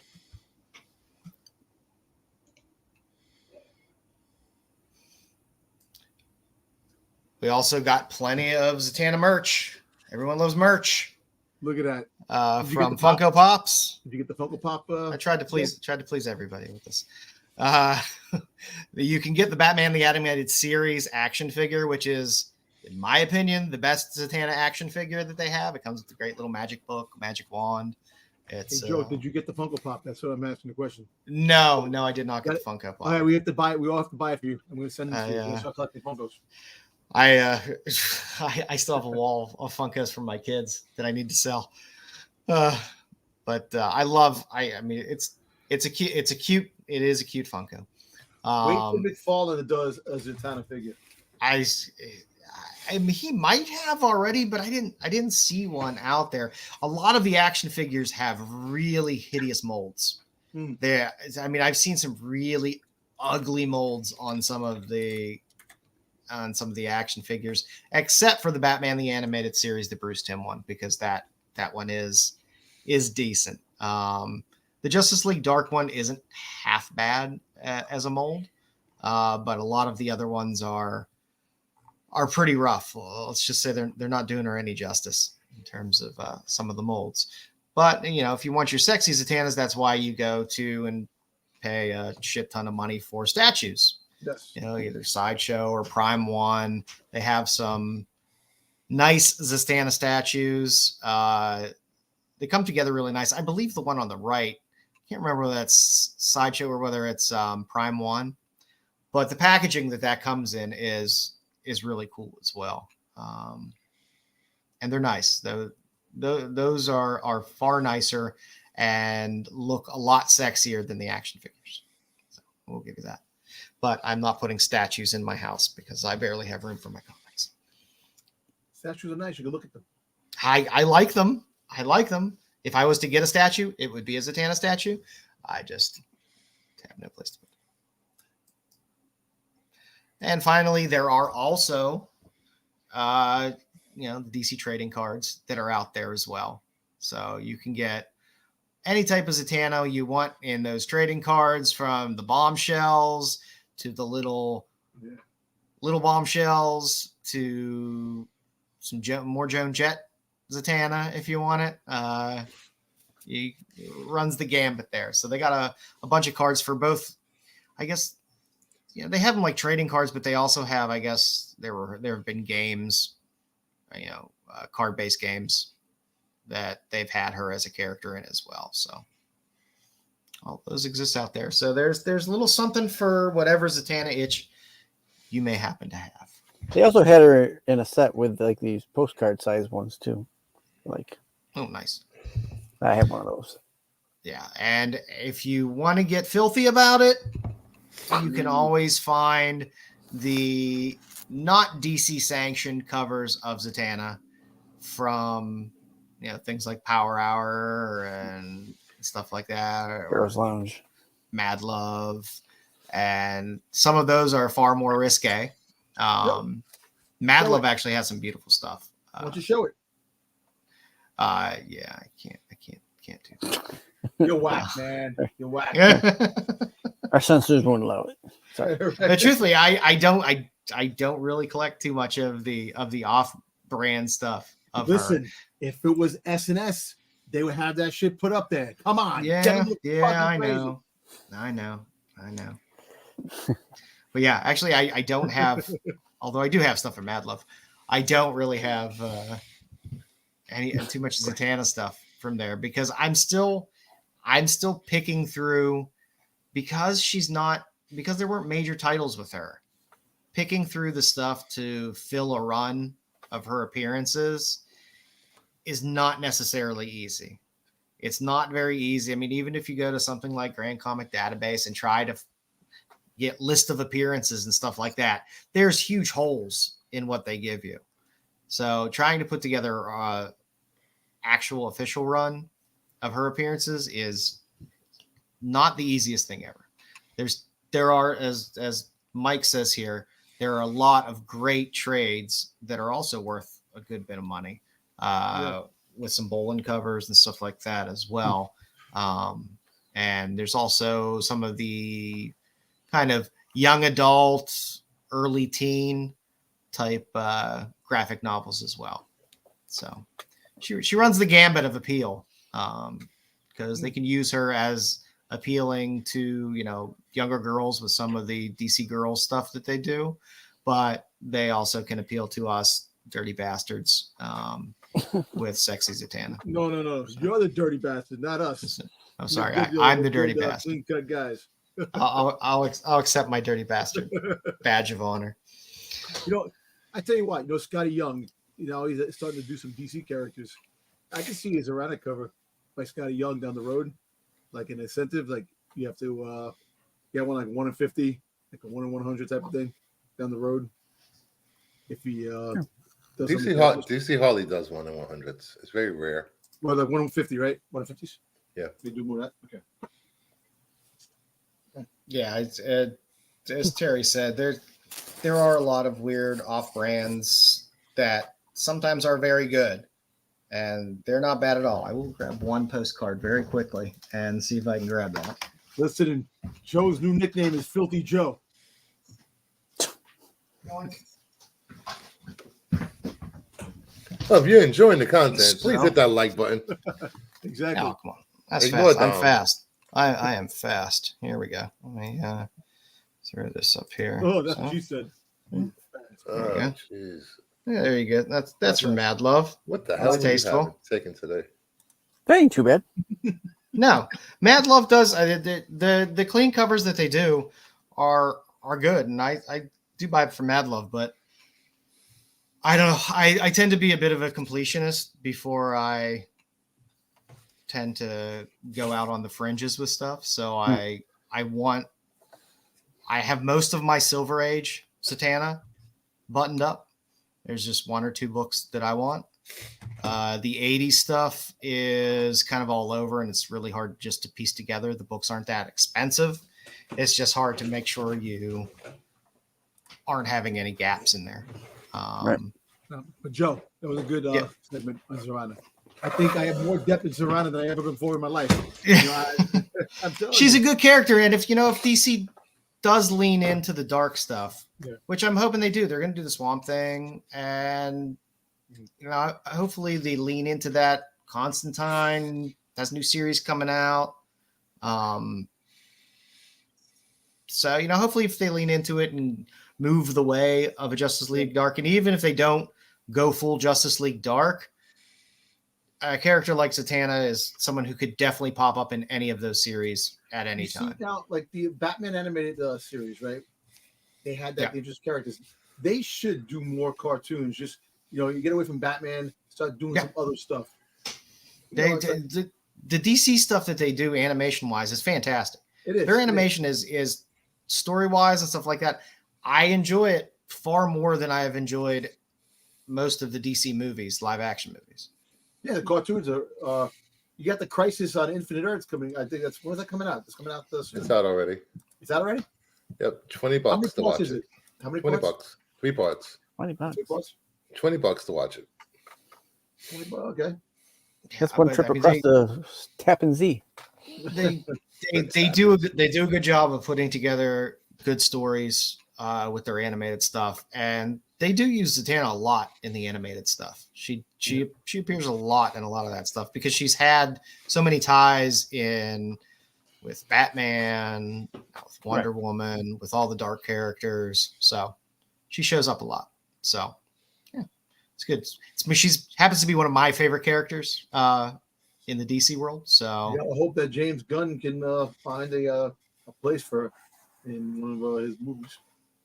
Yeah, I think it's. I think it would be right up his alley to have a character like that because she's a fun character to If they have. put her, if they do a Suicide Squad, they put her in a Suicide Squad. Well, they're gonna have his brother play her, so does it? Yeah, Sean Gunn is He's dead. gonna play everybody. sure his brother's wife or whatever will end up playing. So it seems to be the way it works.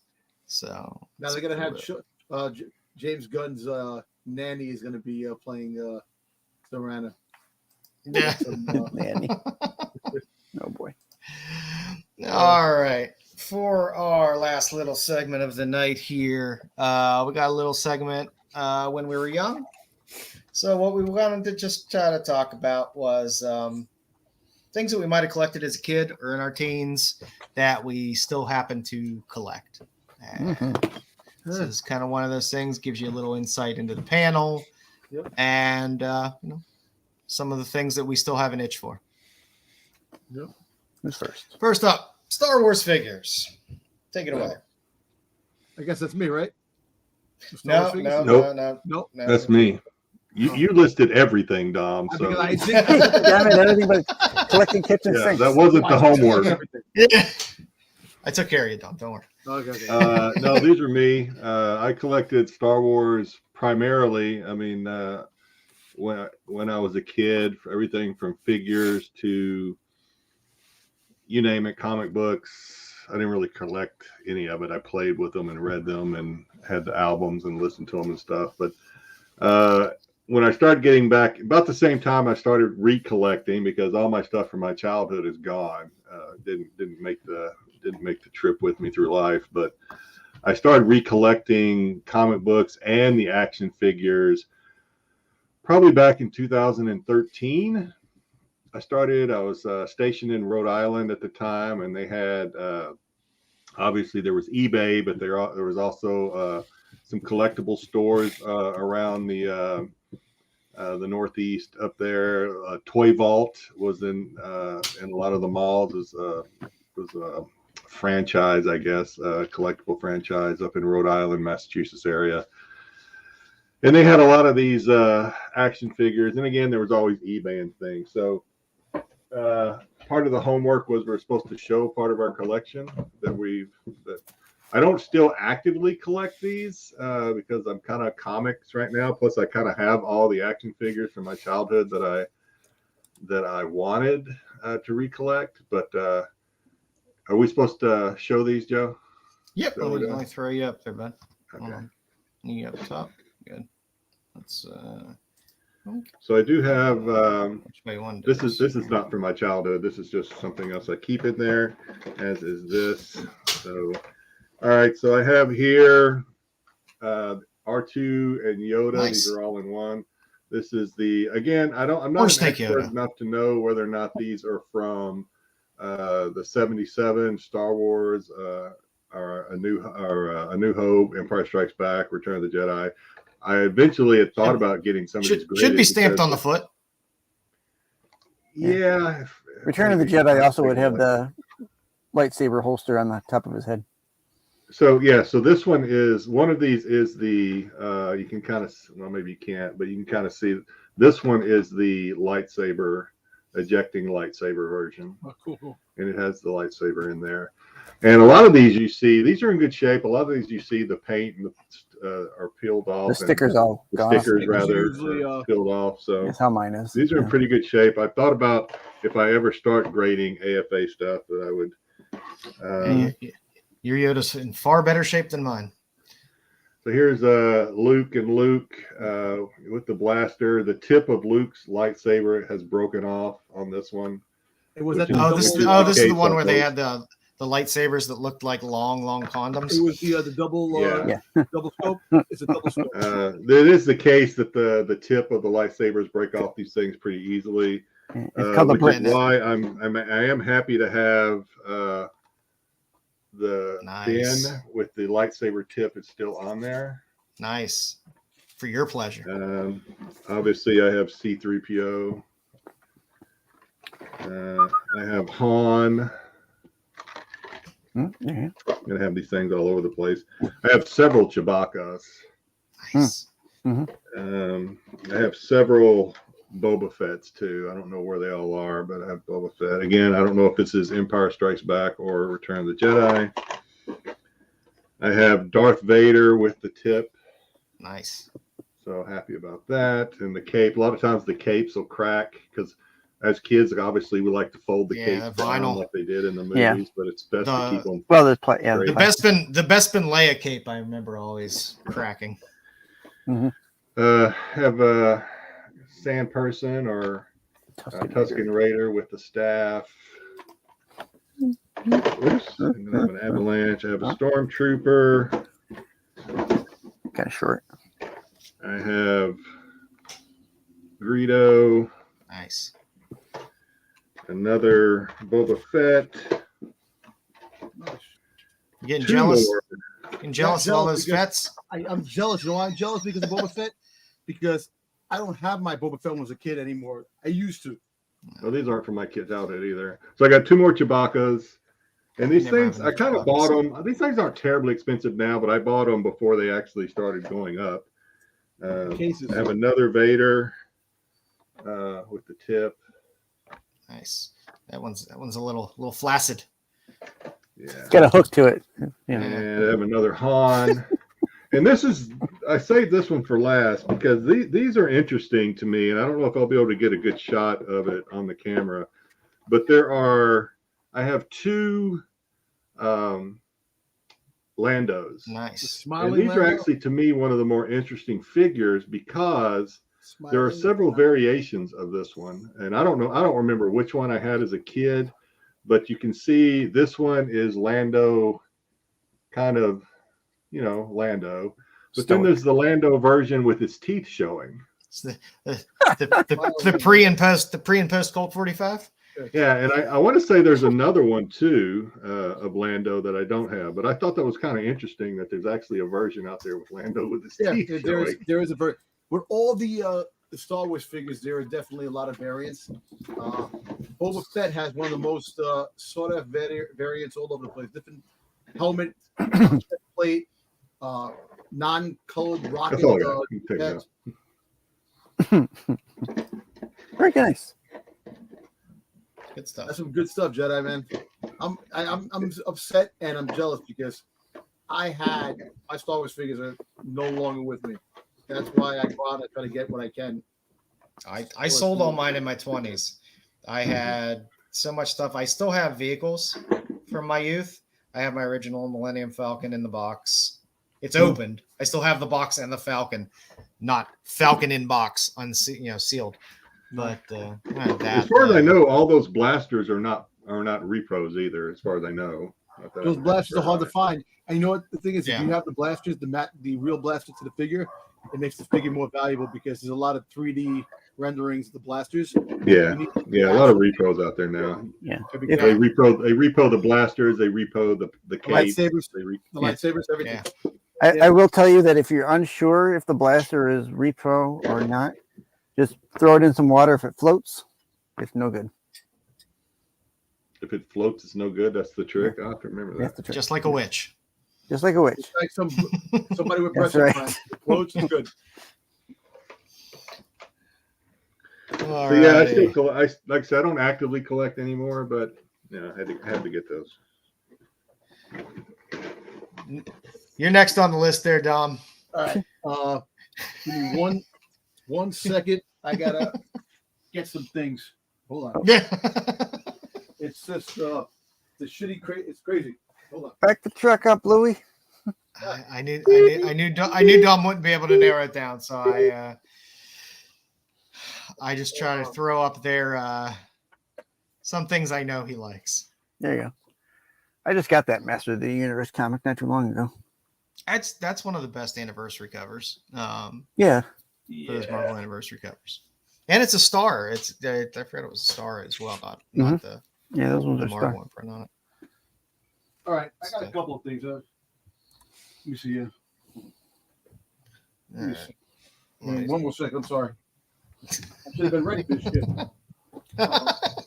Yeah, if you read the pre-production show chat, you might. I put flames on all the messages. Yeah. So they're clear. We underline things and put it in bold and asterisk and everything for it. Okay, here we go. Just the Let's go. talent. He just shows up. Okay. Nice. You know, so I did collect everything. I was a spoiled child growing up. He's I so got everything I spoiled. wanted. I still am spoiled. Spoiled Spoiled adult. Yep. My wife just said, "Yep." Yep. I Tell never 'em, liked it Giggles. for a reason. So basically, I don't have any of my stuff when I was a child, but I do have stuff that I did collect when I was a child. You've Maybe reclaimed. different things based off it. As of like Boba Fett, so I do have an 80s, an 80 graded 80 Nice. Hong Kong. Hong Kong Boba Fett graded. So I do have in case for my childhood, but not my childhood. Nice. That got that, and also I was a huge Hammerhead fan growing up as a child. He was So, cool. Yes, I did. My favorite Cantina creature in the Cantina. So It was always fun to get figures that were different sized, whether it be whether it be a snaggletooth or whatever. It was fun to have had the characters that were different Snaggletooth. sized. I had the blue Snaggletooth that came with the Cantina Yeah. and the Sears catalog. I had that, and that was another favorite figure of mine. And that's of course over the course of years I lost it. Oh, But- I remember blue snaggletooth and yak face were always the Yeah. big ones when I was younger. So basically, if you really look at perspective, when it comes to toys, Transformer wise, I was a huge. I loved all the Transformers, but Soundwave was always my favorite. I don't have any of the Soundwaves right now, but I do have this variant of Soundwave from the Golden Lagoon Oh, that's cool. Transformer cartoon. So I got that. Nice golden jam box. Yeah. And That's interesting. if it comes to Soundwave, What I year love- did that come out? what happened? What year did that come out? Oh, this came out a couple of years ago because it has Pulse exclusive, and Oh, okay. I picked it up on Haspulse because it was the 35th anniversary of so 5 years ago, because basically it's the 40th anniversary of Transformers now. So I was able to get that, and as of like Zartan and stuff like that, thank God for G.I. Joe Classifieds, because I did have the original Zartan. I got my Zartan. This is the That was the best That's action fine. figure as a kid. oh yeah, Yeah. definitely. And Just so the fact that it had the backpack with the little mask in it was just so damn cool. Mm. it was awesome. And as of Super 7, they making the 5 points for articulation the G.I. Joe figures, which is really cool. And I was a huge Cobra Commander fan too. I like Cobra Commander. So I really like the retro packaging on Nice. and they got the file card just like the original Joe's. Now, a very interesting thing. Remember Zartan, when Zartan had the file card that had to change because of schizophrenic? That was people were complaining. If you read the back of this file card, it says back on there? extreme paranoia, schizophrenic in the back. So it's actually pretty cool that that they put that on this. That they went back to the original. Yeah, and it's pretty cool. I got that. Also, being a Hodak fan, which did everybody catch the damn trailer of He-Man Revelations? Holy shit! We're gonna get some more. Oh, of that. season 2. Can't wait. But yeah, so I got some Hodak, like the remaster, the Nice. 2022, 21 that they dropped, Hodak and stuff like that. Hmm. So I still live my childhood. They're coming out with the toys, and this isn't like the real thing, the original stuff that did drop. But at the end of the day, thank God for some repos that they made. But not repos. They do an okay job on some of the repos. It's Yeah. nice. It's not bad, and I do eventually I will have the figures that I had when I was a child down the road. I'll go and buy, and as with comic books,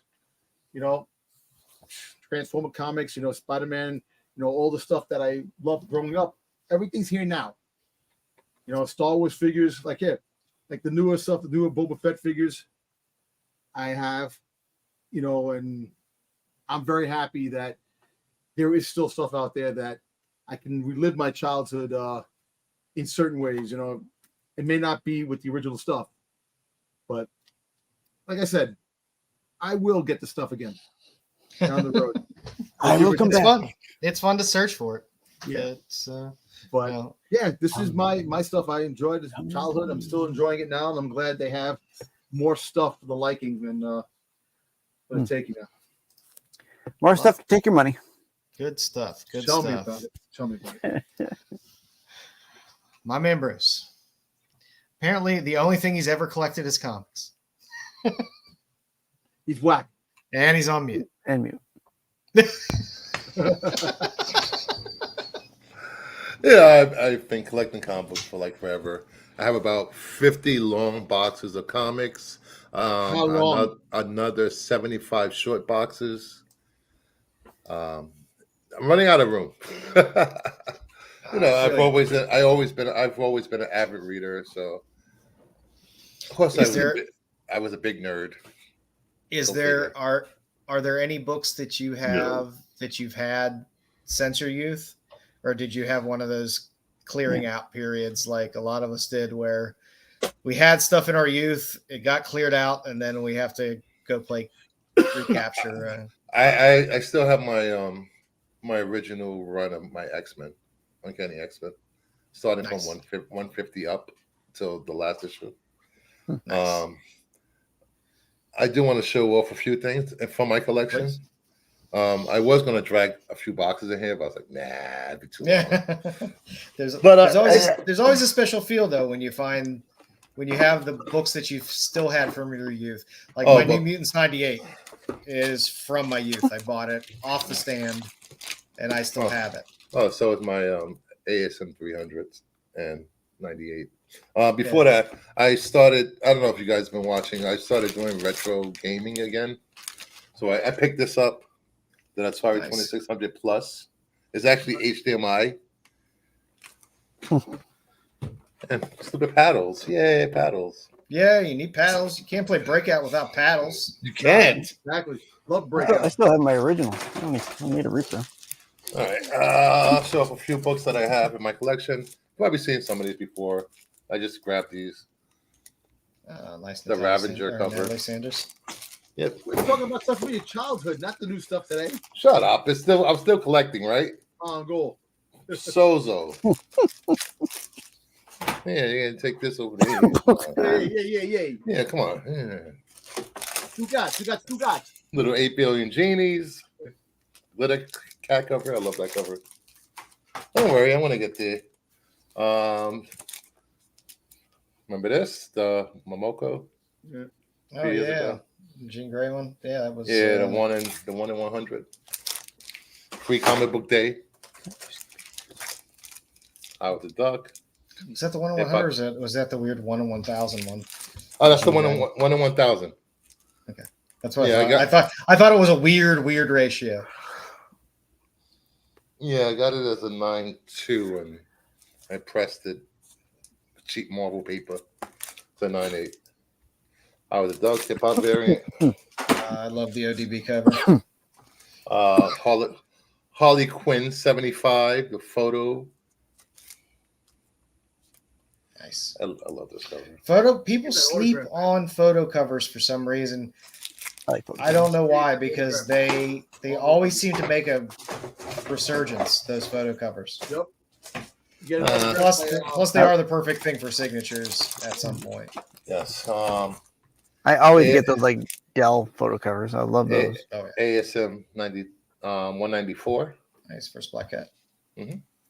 Signed by Romita? Wolfman. Mark Wolfman. ASM 238. See, I do have Spider-Man books. With tattoos? Of course it has tattoos. I need that one.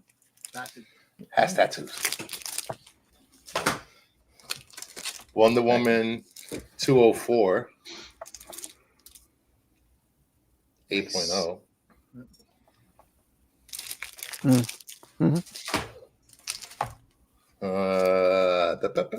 Star Wars #1. Nice. Was it autographed by? Roy Thomas. Okay. And probably my favorite book in my collection. One of my favorite books in my collection. Battle of the Planets, #1, a 9.6. Oh, Nice. Nice. that's one I would want. G-Force. I love Battle of the Planet. I love Battle. I have every episode on DVD. I love. As do I. Did you get the Thundercats versus G-Force?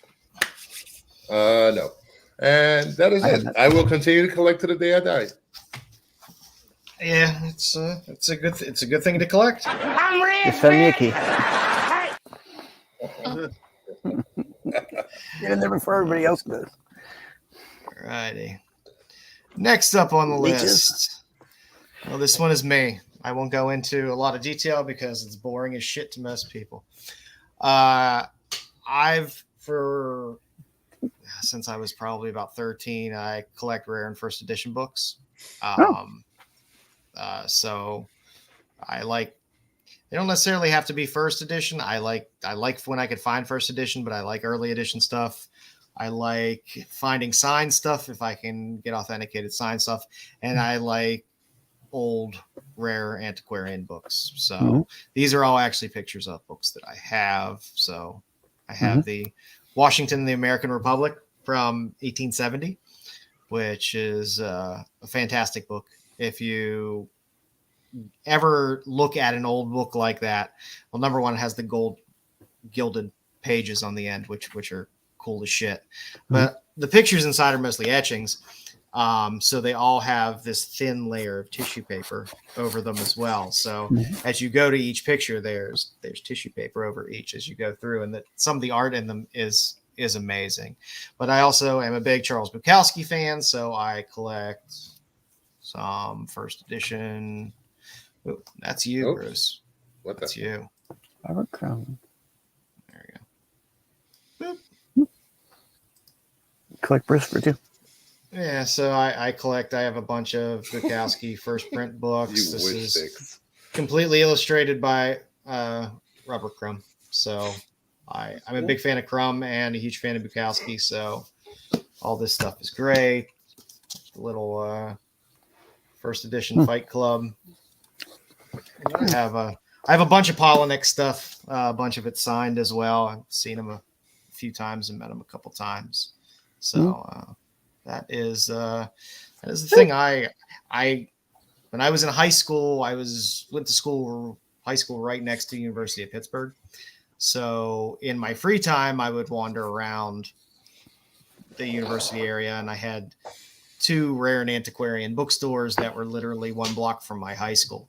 So I spent a lot of time putting around in there, and it just once you get the bug for books, it's just like comics. It's just like looking for first editions, variants, and stuff like that.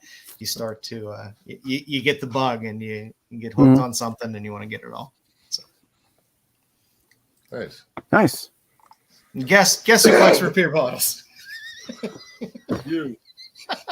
So I didn't pull out. Yes, I have a small but wonderful Ruger bottle. This really isn't fair. Stick still lives in his childhood home, I think. So I don't know if that's fair. It was actually my aunt's house that I live in now. I didn't go through and go downstairs to get all the older stuff that I got. So I grabbed the bottle. So what I usually do is when I go places or whatever, I'd always pick up a root beer bottle or whatever from wherever I went. So I would always go and get, I'd pull out, we're from wherever. So this one's from Canada. This one's from Montreal. Oh, cool. From when I went. And some are, kind of contemporary stuff that I've got in this case right here. So And you did this as a child? I started when I was a kid, yeah. And I still do it today. Every time I go somewhere, I'll find a shop or something, like a local shop that'll have like some kind of local bottlery type thing. And I'll pick these up. Some of these are like from maybe like the dollar store or something, but I'll always get them. Like I said, this one just happens to be some of the more recent ones that I've gotten over the last few years or so. And I got a couple in here. This one happens to be a Bud Light, though. Oh, nice. So Nice. with the Did you get that? Did you get that at the Sabres game? our slug, I think I did. I think that's the one time I went into the little what do you call it there? The bar that they have there at the stadium versus some stewards. These ones are going to be kind of the older ones. They're all wrapped in paper. So this one's a Hires. This is one of like a nice 70s Hires. Okay, nice. You see the bottom there. They don't make glass like that anymore if you think about it. No, I got a bunch of old milk bottles here. Nice. Yeah. I'll figure that out. I'll put it back in there. This one's another older one that I've got here. Unwrap it. This was an older Coke, like a nice. I like love a the 60s. green tint. Yeah. Green tint that you get off of those because of all the angles. So that's what I would do when I was a kid. We'd go places. I'd pick up a bottle of something, and some of the stuff like this is from Canada as well. Coca-Cola Black. I've Oh, never Cola heard of Black. that before. Yeah. That's interesting. Is it mixed with coffee? I don't remember. Carbonated fusion beverage. I don't remember if I had. I don't remember. I stay away from fusion beverages. Yeah. And this one's I got this in Boston. Boston? From Boston. Boston, Nice, cheers. Oh, that's I got drunk and almost got into a fight in that place. At the Bull and Bear. Yeah, some guy kept trying to tell me how the Detroit Red Wings were great, and I got about an inch from his face, and I gave him the finger, and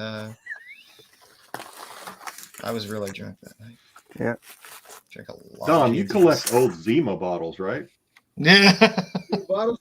Yo, freaking old golden wine coolers. Secrets. Some Bartles and Bartles James. There you go. And Bruce Willis, you just seen the commercial. Yeah. I don't think I have anything else. Well, this one's kind of the same. This is an older one too. I'll show this one. This is the last one I'll show. This is one of the older ones I got. This is a Maz. Nice. Question. Damn, good condition. Nobody makes root beer like She mine. actually looks like a mafia mods. Don't mess with grandma. Yeah. So, like some of the bottles I always actively look for is I want a that Ted Williams root beer that they had in Boston. Great. I always look for that one. And That'd be a good one to have. It's just a small, little side hobby, we'll call it. It's fun. I like passion hobbies that are not necessarily for any monetary value or gain. No. It's just No, I'm not going to go rich on on your recyclable Coke bottles. Black. Coke Black isn't going to send your kids through college. No, it's not. Well, So that's me. fun. That was It should be a fantastic. page. Well, Sticks, you're being summoned Being summoned. in the chat.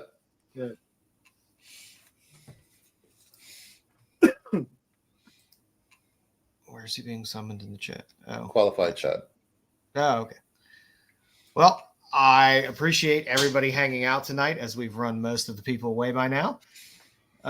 If you haven't already, please sub to both Rennavision and Kingdom of Nerds. Like and subscribe to the channel. Like the video if you liked it. If you didn't like the video anyway, we appreciate you guys sticking around. Hope you like what we got. Who knows what we'll have next week, but we will definitely figure something out. Don't forget to watch SNS tomorrow night on Rennavision. Sunday, you could watch the Star Wars guys on Dark Side. I believe they're having a special guest on this Sunday, possibly. Yeah. On Monday, please watch Bruce's fantastic show on Kingdom of Nerds. Yeah. We're going to pick all PG movies. Nothing over PG. But you know what? I thought that was going to be difficult, Bruce. But once I really started to remember, back in the 80s, PG movies were good. Yeah, they were. Yep. You'd be amazed if you go back and look at PG movies of the 1980s, what's on that list, you'll be like, oh, I never would have thought that would have been a PG movie. Gremlins. But freaking, yeah, other shit. there's tons of great stuff on there. Yep. So I was very happy about looking at that list of things. I was like, oh God, I don't want to pull something horrible. No, I know I should have chose musicals. A word of Should've advice chose to musicals. the Damn chat. it. If you got anything out of this episode of The Qualified, is that we collect everything. Yep. We are a varied bunch of collectors. There's most of us collect comics in one way or another, but a lot of us collect a lot of other stuff as well. Yep. So you never know what you're going to be in for here, what you're going to get. So we appreciate you all hanging around. Don't forget Wednesday to watch Tack on Rennavision. Friday at 7s. Are you sticking to Friday at 7s, or are you moving, Bruce? For now, I'm keeping on Fridays.